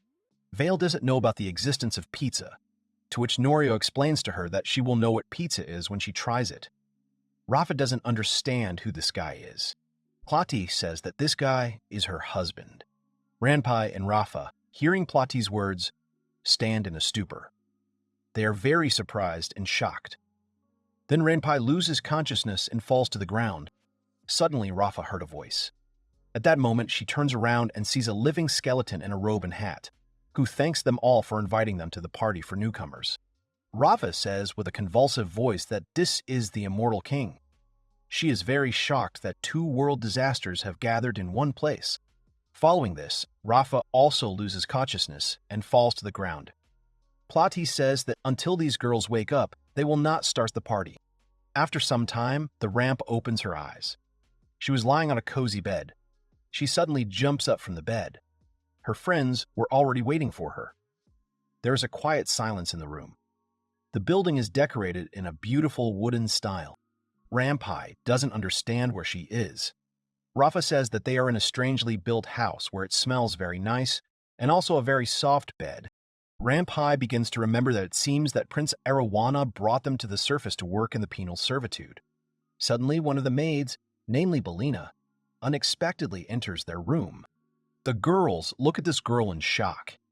They understand that this girl is from the demon race. Belina says that Saint Kidden has given them a covenant and asked them to go to one place. The girls do not understand what holy throwing is being discussed. Suddenly, Rampai remembered who they were talking about. After some time, she calls Princess Plati. The princess looks back at the call of Rampai, who runs frantically towards her. She falls to her knees before the princess and begins to call the princess poor and unhappy because she was forced to become the wife of a demon on this hellish land. The princess does not understand what hellish land is being talked about. She says that this man is her husband. The mermaid girl asks the princess again. Ranpai says that he will never forgive the man Kiden and will send him to the next world. The rest of the mermaids followed Ranpai. They began to question the princess about the fact that a man controls the land belonging to demons, to which Belina replied that this is not the land of demons. However, it will be difficult for them all to explain what this place is. The princess confirms her words. Rufa asks the princess about this place, to which the princess says that this place is a completely independent territory. She says that this place is the village of Saint Kidden. The girls do not understand her words and say that this cannot be, especially since the word village sounds somehow rude. They are wary that people and demons can start a war here. Pooh says that this war can be quickly calmed down, to which Ramp is frightened by the unexpected presence. Ranpai remembers this girl. The girl introduces herself as the dragon Grinzel Vale. Then the Ramp remembers that she seemed to have seen the Immortal King, to which the Immortal King himself suddenly appears around this girl. The mermaid girls are frightened by the unexpected appearance of the Immortal King. They cannot believe it, because perhaps because of him, they will go to the next world. Belina says that she was also surprised by all this at first. She confirms that in fact these two are protecting this place, namely the Immortal King and the Dragon Vale. Rampa can't believe it, but at the same time understands that this land is not inferior to any country in the world. The princess asks the mermaid girls to live here without fear. Vale adds that these girls should not only live, but also work. Vale says that today these pathetic fishtails will work with the mermaid to feed her, to which the princess says that this is not all for her sake. Rafa guesses that they were brought here as cooks. Ranpai rolls away in tears, turning to the princess and saying that she was really lowered so low. The princess asks her words again. Then the princess says that before dinner she will take them to the place where they will work. She asks Henbane to inform her husband about this, to which Henbane agrees with her words, and says that she will definitely convey it. Rafa can't believe that they will actually work on cooking. Rufa wanted to do some research. Ranpai wants to come up with a plan to escape from here with the princess. After a while, they arrive at the place. The princess opens the doors and tells the girls that this is their workplace. The mermaid girls are shocked by what they see. They smelled a very strange odor, but, strangely enough, it did not feel disgusting. The princess says that this is where she makes spices and ingredients for food. The mermaid girls saw some liquid, to which the princess said that this dark liquid was soy sauce. Scooping some of this sauce into a cup, she asked the mermaid girls to try it. The girls are surprised by the origin of this soy sauce. The princess says that this soy sauce is somewhat similar to the medicine that is added to food for flavor. The girls slowly and alternately dip their fingers into the soy sauce. They slowly bring them to their lips. Then they taste the soy sauce. They immediately serve it to shock. The girls are incredibly delighted with the taste of soy sauce because the sauce has a perfectly selected composition, and this sauce also contains several flavors. The princess confirms their words. Rampai says that the princess has created an amazing medicine. The princess, perplexed, says that she did not invent it. The princess says that her husband told her about this. Some of the ingredients contain tiny organisms and microbes that make this product. Rufa immediately became interested in the princess's words. She says that she does not understand the meaning of my words, but you already feel that this is something incredible. The princess says that they were just doing similar research, to which Rufa confirms her words. Rufa, holding a bowl of soy sauce in her hands, reflects on the fact that it is in it that the tiny creatures she imagined live. The princess fully confirms her words. Rufa burst into tears of happiness. After all her research assumptions were correct. She is truly glad that this sauce is a product of microorganism fermentation. Out of happiness, Rufa tries to drink the soy sauce at once, to which the princess tries to stop her, saying that she will go to the next world if she drinks it all at once. To which she tells her story of when she first tried to taste soy sauce, to which her husband stopped her. Rafa is a little offended that her research will already be used by some person. She is offended, but at the same time happy, and wants to learn more about these microorganisms. The princess is counting on Rufa. The other girls are worried about this holy man. Most likely he is not as simple as he seems. The princess says that her husband is called a hero, to which the mermaid girls are surprised by her words, to which Ranpai says that Rafa does not pay attention to anything other than his research. She then explains that summoned heroes are those who were summoned from another world to fight demons and save people. Rafa is very surprised by Rampai's words, saying that others in their world can also have their own affairs, to which he says that the baseness of the human race is no longer news. The princess says that she heard that the king of the humans forcibly summoned her husband to their world and expelled him because he was not fit for battle. Thus, her husband began to live using the knowledge and capabilities of his old world. Suddenly, their conversation is interrupted by some voice. It was the Dragon Veil. She was brutally hungry, so she decided you and Mister are all angry at these girls. After some time, the pizza was ready. There were 4 different pizzas on 4 trays. The mermaid girls were surprised by the dishes from another world. The Holy Lord says that he will now divide the pizza into pieces. After cutting the pizza into pieces, he presents everyone with plates of pizza slices. First of all, he gives a plate to the Dragon Veil. She is incredibly happy. Rampai says that the princess's husband, Lord St. Kitten, is quite a resourceful person. The entire company of the Lord and princess's close friends are sitting at the dining table, which is fully covered with food. They all wish each other bon appetit. The mermaid girls took the pizza pieces and began to taste them one by one. They got a taste shock because they had never tried such food before. Rampai says that this food is too delicious. They can't believe that this food is really from another world and it is so delicious. Rufa says that the abundance of taste made her soul fly to heaven. The Lord Saint is extremely pleased that the girls like the food. Rampai just watches silently. Then the Lord Saint gives the teacher and brother-in-law their favorite dishes. They both admire such a large amount of food. Suddenly, the princess remembers her older brother. She tells him that she will soon prepare a lot of pickled radishes, so she asks him not to be shy and buy some. The brother-in-law says that this is good news, and he will drop by again next week. Rafa is shocked that Prince Arowana will come next week. She does not believe that this man, who is rarely seen even by a merfolk, will come in a week. Rufa is very pleased with what is happening. She turns to Rafa, to which she says that she did not say anything. Norio asks his wife if they have more, to which the girl replies that they do. The princess is very delighted that her husband's dish today is once again beyond all praise. The saint asks his beloved about the tomatoes because she loves them very much. Then they laugh together, enjoying each other. Ranpai mentally addresses the princess and does not understand what the princess admires so much about this man, but she looks very happy. After some time, night falls and the mermaid girls go to their room. They are lying in a nice, cozy, and very comfortable bed. Rafa says that the food was really tasty. Rufa says it's all thanks to the tiny creatures. Rampai says this man named Kitten turned out to be quite a hard worker. The girls begin to discuss the past day because Batty made them a bed. The bed was smooth and pleasant to the touch. The material is called silk, a very expensive fabric made from rare threads. This house and this futon are very cozy. The girls continue to think about what could be, and most likely this is not a hellish place, but rather a paradise on earth. Outside the walls of the building there was a deep, moonless night. After some time, Rafa has finished her work. Suddenly, Rufa comes in and interrupts her. She asks her to help with her work when she finishes hers. She holds out an arched thing. She asks to soak this dried radish in wheat miso. Rafa asks her again. Rufa laughs a little and says that this wheat miso contains mold organisms. Rafa finds this disgusting. However, this is how pickled radishes are prepared. Rafa thinks that the prince will taste food prepared by her hands. Rufa likes Rafa's thoughts, to which she says that she never said anything like that.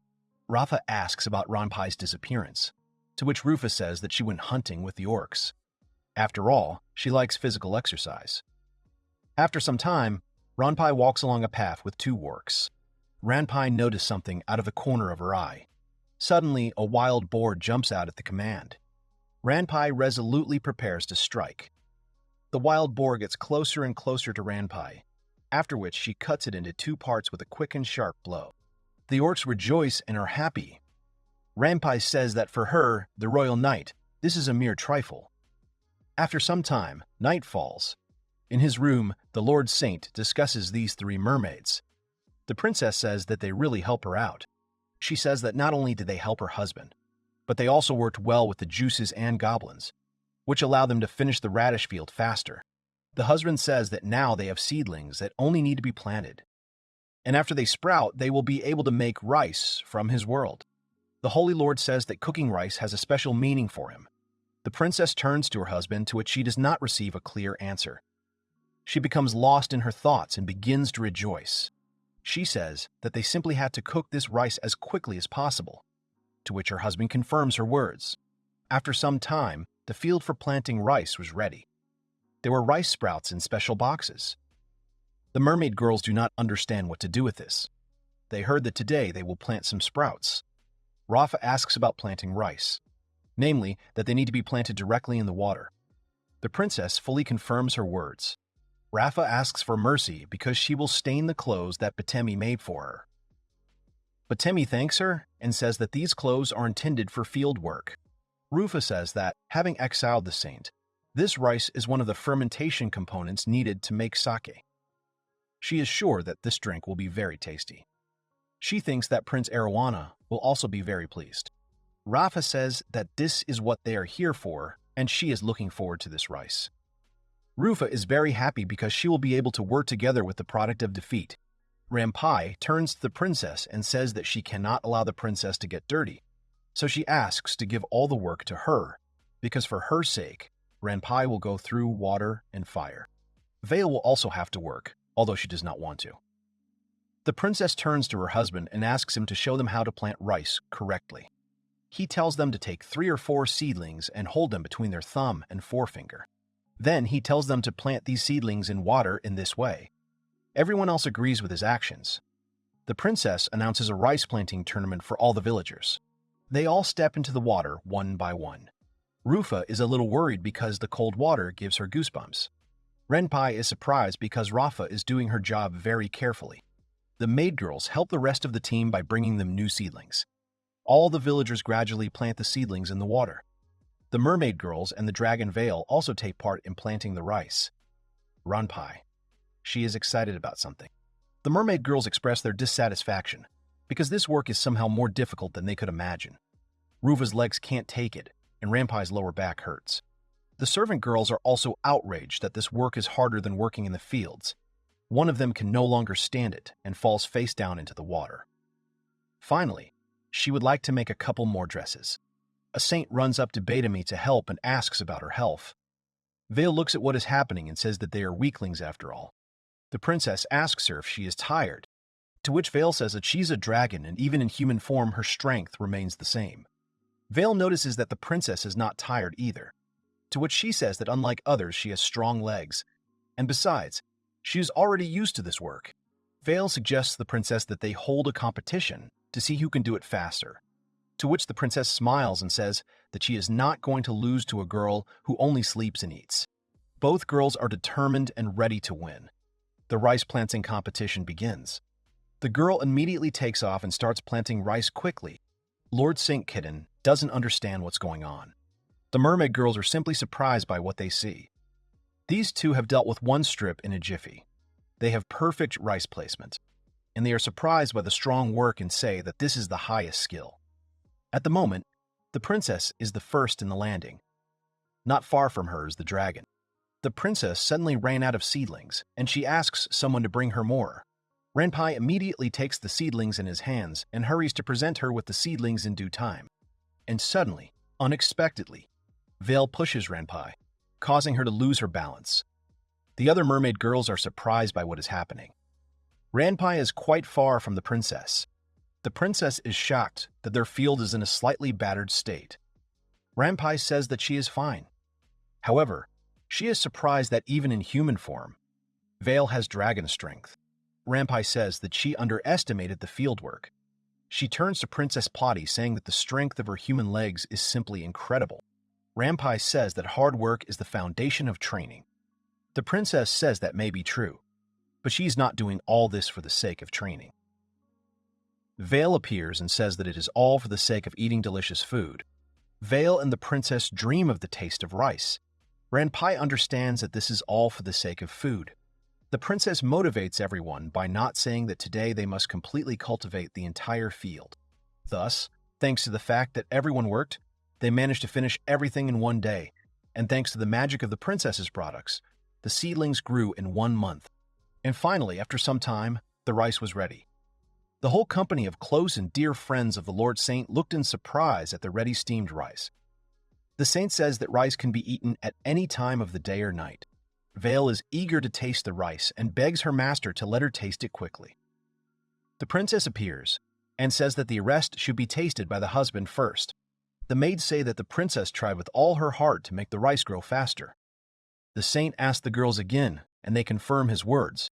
They say that the princess not only fertilized the rice for rapid growth, but also sat behind the rice field itself and asked them to help with the necessary preparations so that there would be a good harvest. Belina laughs a little. The princess asks Belina to stop her story. Keaton is a little embarrassed and surprised by his wife's actions. The princess asks her husband to finally taste the rice. Keaton agrees with his wife's words and subsequently puts rice into a full cup. Taking the cup in his hands, he gradually takes a small portion of rice to taste. The girls behind Keaton's back look at him with anticipation. The Lord Saint takes a small piece of rice and gradually brings it to his mouth. The princess is eager to hear her husband's opinion. The saint says it is incredibly delicious. He even cries a little with pleasure. The princess looks at her husband a little shocked. Veil appears and asks the saint, "What is this?" It is so delicious that tears flow and asks him to quickly let her try it. Saint asks Veil to wait while he prepares the side dish, and then she will enjoy the full spectrum of flavor. Renpai says that the princess tried hard to see this man smile. She's also glad that she tried her best. Rafa also understands her friend perfectly, to which Rafa says that she didn't say anything like that. The princess asks her husband why this rice has a special meaning to him. Perhaps because it is the national food of his world. The husband confirms her words, but there is one but.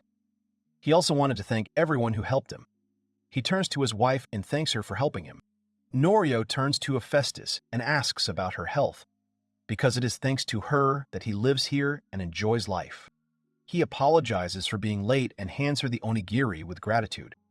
He asks her not to be shy and to taste the fruits of their joint labors. The princess turns to her husband and says that such food can be very dangerous. Initially, due to the lack of taste, she did not understand what was so good about this food. But the rice becomes incredibly tasty together with other dishes. The girls confirm the princess's words, saying that they too feel that they no longer want to return to a place where there is no such food. Veil asks her master to give her more food. The saint thinks that the girls really like the rice. Rafa says that rice is a very scary thing. Vanity says that now that they have rice, he wants to cook other dishes. Platy and Veil are shocked by these words. They are shocked and do not understand that they will have more dishes. They did not know that rice can be improved with other dishes. Suddenly Veil jumps up and says that she will return to her dungeon and raise the difficulty. Saint is a little shocked by her statement. Princess says that it is a good idea. Kaiden doesn't understand what this has to do with rice. The princess says that raising the level of the dungeon passage means that various monsters may appear that weren't there before. Vale fully confirms the princess's words. She says that this can help improve the taste of not only rice, but other dishes as well. Kitten did not know that such a thing could be done in the dungeon. Rafa says that in this world only special creatures of the highest rank are capable of changing the dungeon, such as dragons. The dungeon has its own standards. Because of the mana that is overflowing, the space in it is distorted. The princess says that only one of the two world disasters can change the dungeon. Vale confirms her words. Keaton is wary of her words. Rafa didn't think such miracles would gather together. She thinks that this place is just incredible. Rufa remembers that Rafa was researching the flow of mana and its effect on others. Renpai motivates Rafa not to give up. The princess suggests focusing on preparing ingredients for the meal. Renpai wants to test her strength in Lady Vale's updated dungeon. The dragon says that a weakling like her can't challenge the dungeon. Vale became very curious, and on this occasion, she will make several levels and see how Renpai copes with it. In the princess, it seems that this will bring some trouble. A few days later, the dragon Vale is ready to present her updated dungeon. She asks the team to attack as a group. Saint is annoyed by Vale's voice from the top of the mountain. The princess says that they are just going to study new creatures, but she has a feeling that the final bosses are waiting for them. The team gathered to explore the Veiled Dungeon. Renpai thinks that the saint went with them. He was called from another world by the king of people and thrown out because of powerlessness. She doubts whether the saint can cope with this difficult dungeon stuffed with many levels. In any case, she will protect the princess with all her strength. Suddenly, the team notices some movement ahead. They are attacked by a herd of wild boars. Renpai asks to be given them to her. Suddenly, the girl becomes stupefied. The immortal king appears in front, and he waves his hand. A second later, the entire herd is destroyed. The immortal king says that he found the adventure interesting, so he decided to go with them. At that moment, Vale addresses him. She asks him not to change her dungeon at his own will. She gives a ban on this. Subsequently, the dragon's claws grab the immortal king by the collar. Vale says that the immortal king is disqualified for cheating. The team thanks the immortal king because, thanks to him, they were saved. They would have had a hard time if they had to fight so many monsters. Renpai says that being friends with two world disasters greatly undermines her pride as a royal knight. After which the team breathes a sigh of relief. After which she denies her own words and says that she exists to protect the princess. The husband and wife think about changing the dungeon, but so far they have only met familiar monsters.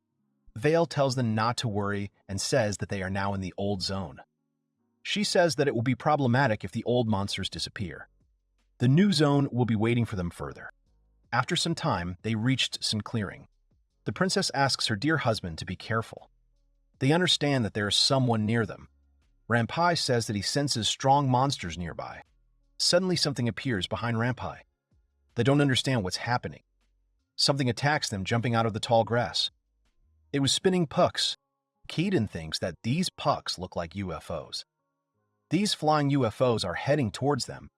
Because of their speed of rotation, they are sharp as a blade and then they cut off the tops of the trees.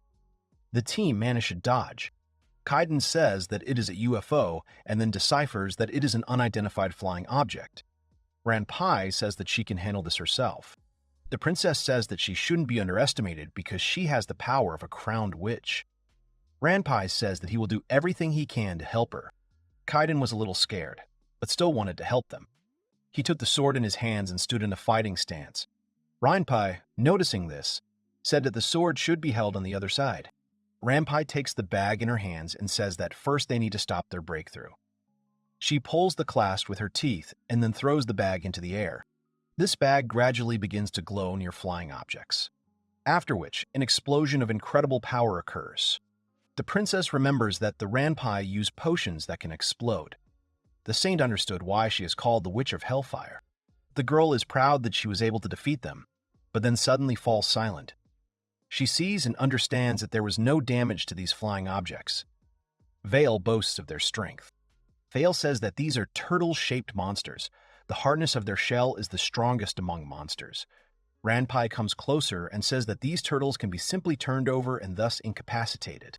Suddenly, something flies out of the turtle's head. and envelops the girl's hand. These were some kind of ropes that gradually begin to envelop the entire girl. The princess does not understand who these turtles with tentacles are. Gobukichi tries to free the girl, but he does not succeed. The orc makes a swing and wants to hit the turtle's body itself. He strikes the turtle's shell, but the shell itself is so hard that his axe simply breaks. Renpai is also surprised by this action. The turtles, one after another, release many tentacles from their heads, which gradually move towards the team.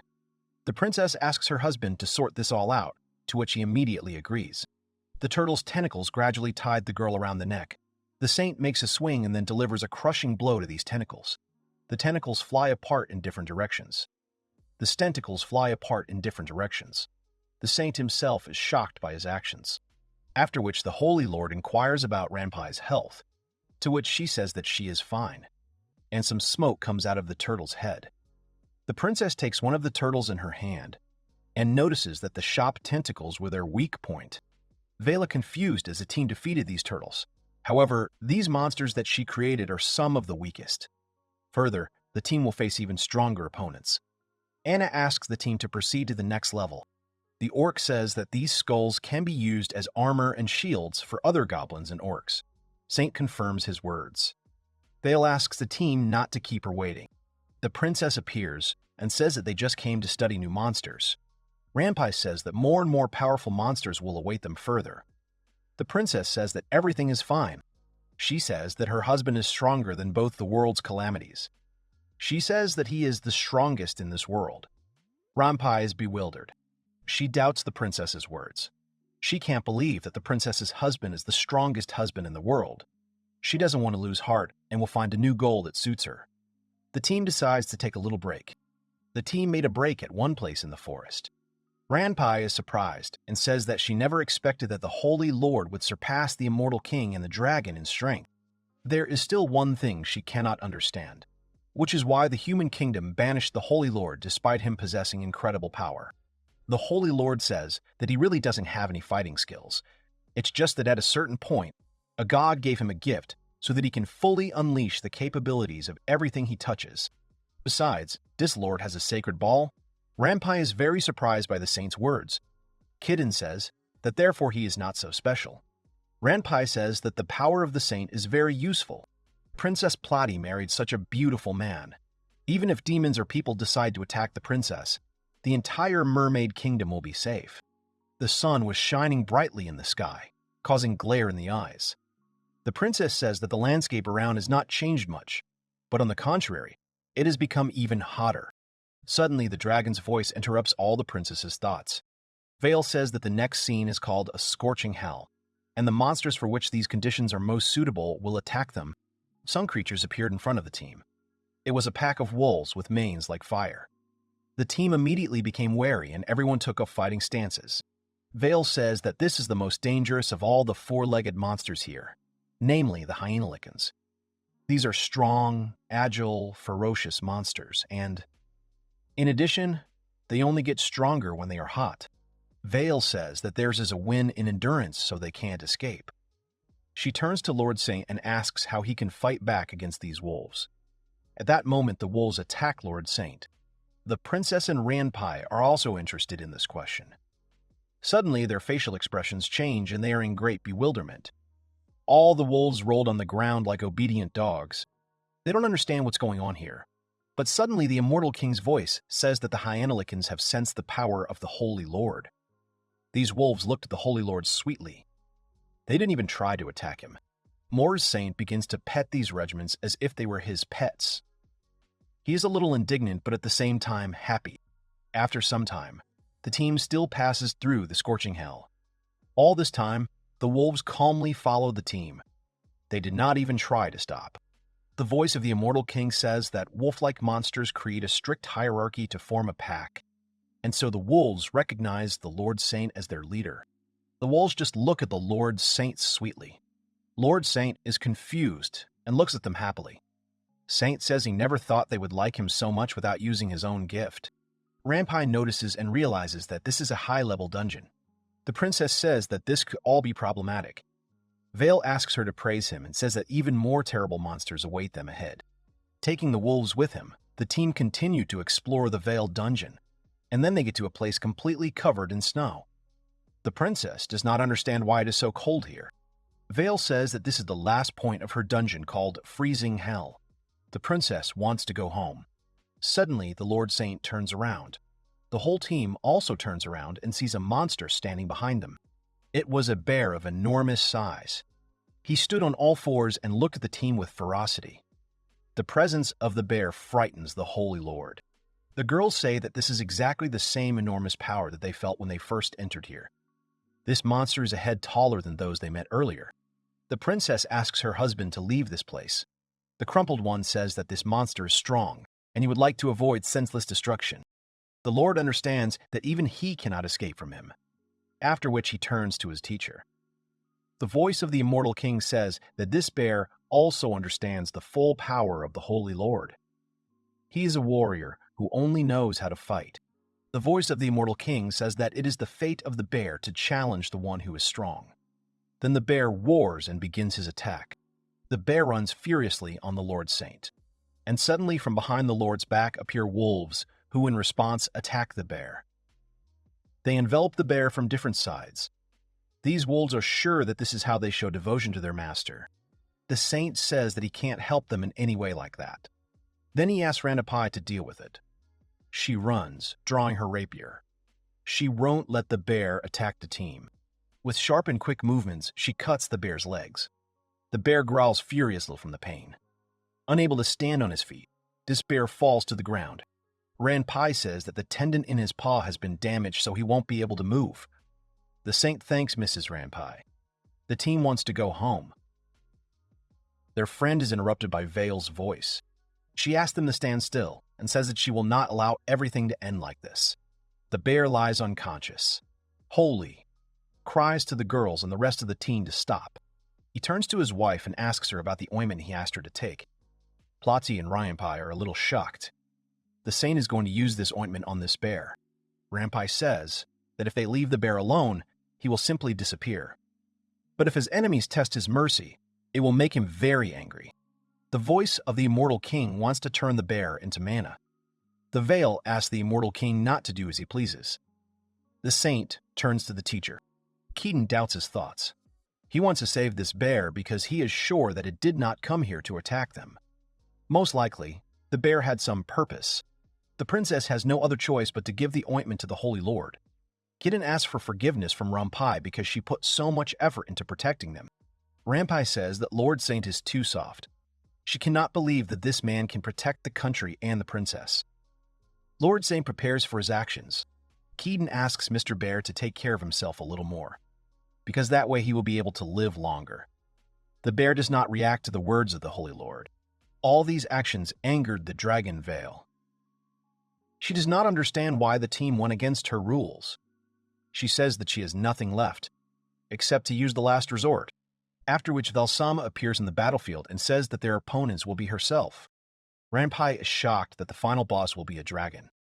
Veil is madly pleased with the team's reaction. She asks the team not to worry because it's just a clown with one ounce of her strength, but even that will be enough to destroy a couple of cities. She asks the team to attack. Suddenly, Lord Saint notices something out of the corner of his eye. It was a bear who suddenly struck the dragon on the head. The girls stand in a stupor. From such a blow, the dragon begins to gradually disappear and eventually evaporates completely. Kitten is shocked that the bear destroyed the Veil clone. Kaiden and the bear exchange glances. Spiato does not understand why the bear did this. After these words, the bear turns sharply and gradually disappears over the horizon, finally disappearing from sight. The orc and goblin say that as monsters, I do not understand the feelings of this bear. They say that the bear is a proud creature. This fight is now his way of repaying the kindness of their master. Akubo says that the bear has gone on his own path in order to become a powerful monster that their master will acknowledge. The saint says that in that case, he and the bear will meet again. As done so far is fight to protect whoever she wants. Her actions did not make the world a better place. Being willing to lend a hand to a friend or an adversary, that kindness is probably the real strength. Some time later, in the village of the Holy Lord Kitten, the Dragon Veil stood with a satisfied frown. Rufus says that her new dungeon did not impress anyone. As the dragon is addressed by the Holy Lord, He presents her with new food and says that it is food from their new menu called katsudon. The saint says that when they were descending from the mountain, they finally found a bird monster that laid eggs, after which the saint was finally able to cook the dish he had wanted for so long. This is all thanks to the reconstructed dungeon of Vale. Saint says that now he can improve his cooking skills. Then he thanks Vale.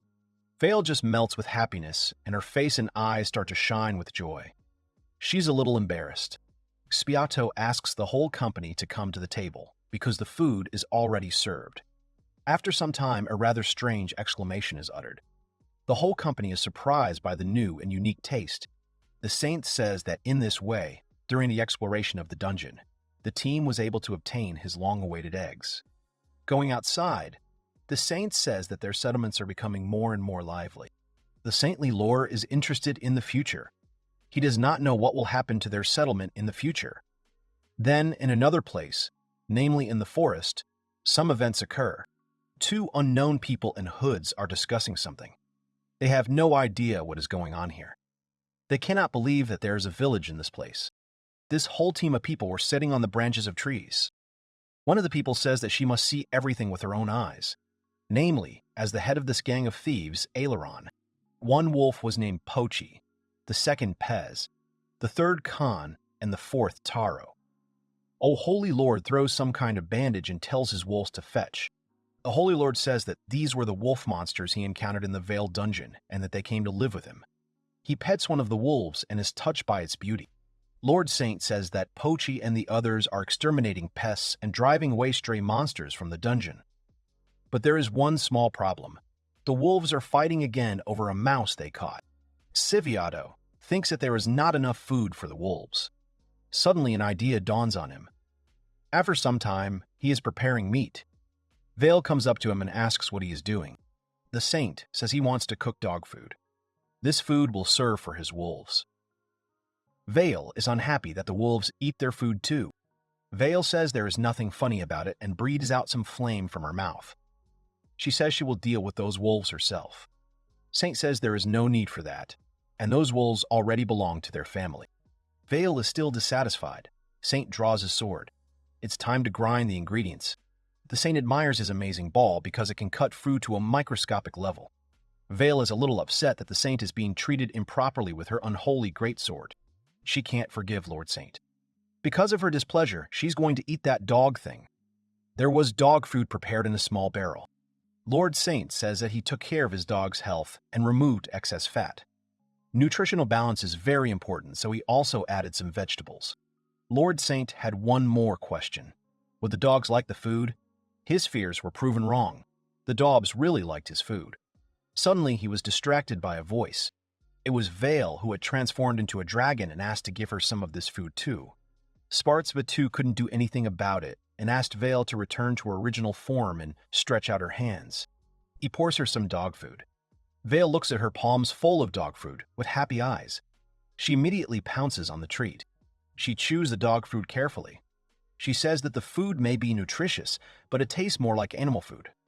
Suddenly, her expression changes, and she starts to smile slyly. She turns to one of the dogs. Even the dogs were scared by her look. Well tells the dogs to eat as much as they want. Since then, Vale has not eaten dog food anymore. The food was tasteless. Some voices are interested in this settlement. They do not understand what kind of fruits and berries as well as vegetables grow on these bushes. Some of the voices note that this did not happen even in the estates of rich people and demons. They notice that someone is tending these fields. One of the gang takes one of the fruits and tastes it.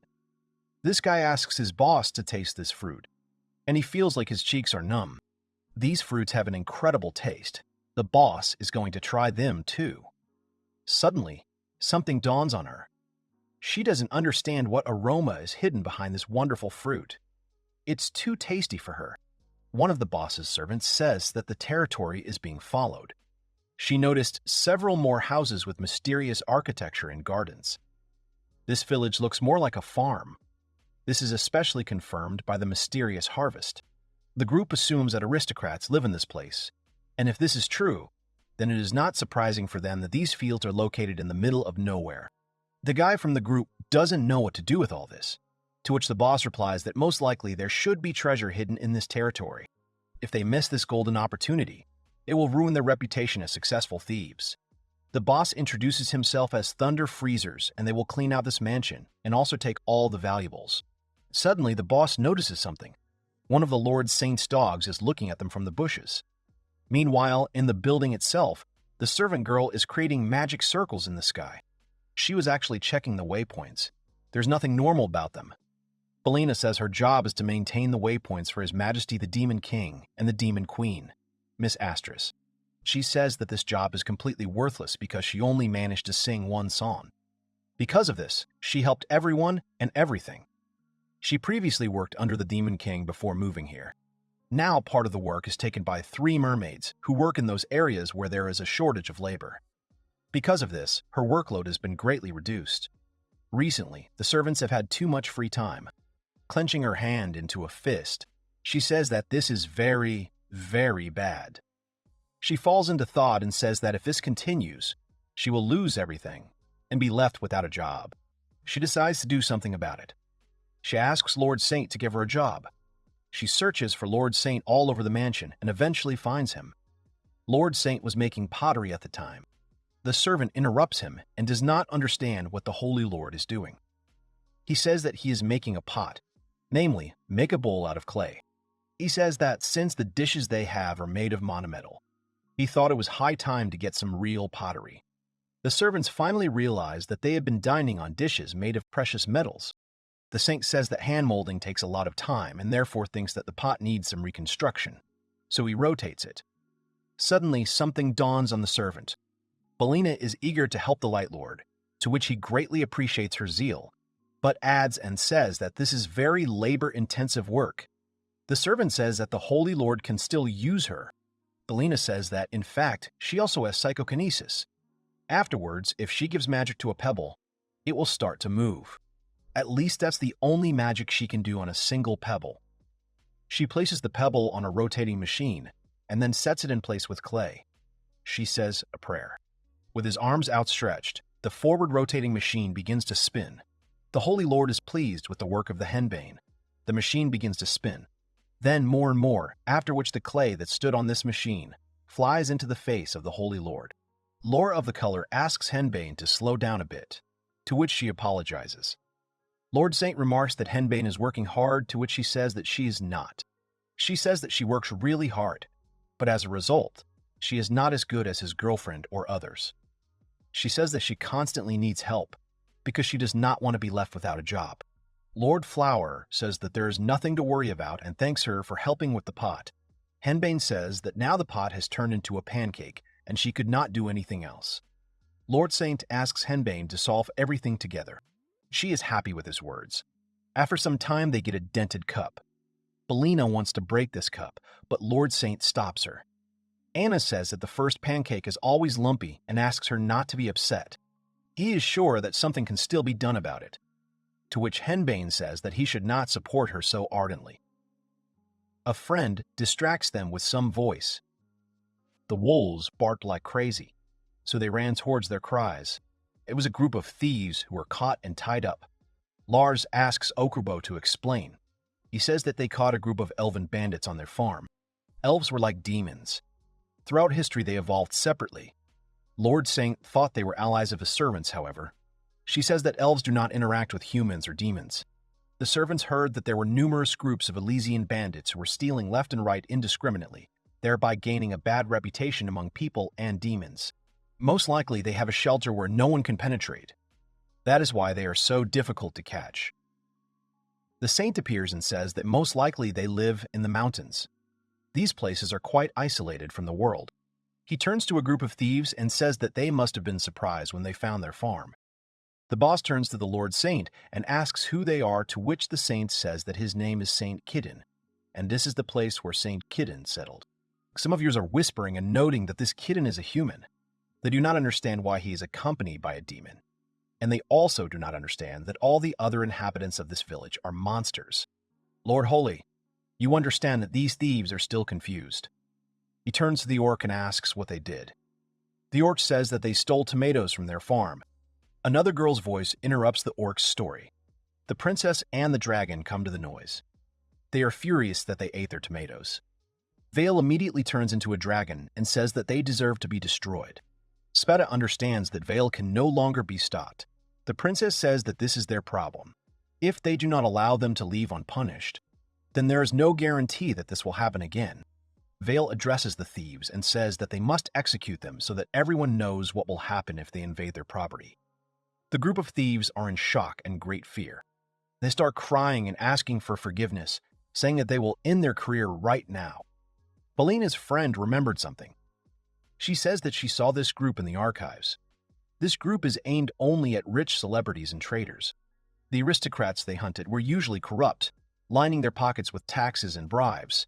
The nobles whose deeds were exposed and their actions were disgraced by the demon king Zidane. Vale says that whoever invaded their lands deserves no execution. She asks the thieves to prepare themselves. The Lord of Color thinks for a moment. Then he confirms the princess's words. Lord Saint is about to pass sentence on a theft case. Then he turns to the elven bandits who stole and ate tomatoes from their farm. And he says that this is a serious crime. Therefore, they will all work for them. Belena listened attentively to the story of Lord St. Keaton. But after that, her expression changed. She was perplexed.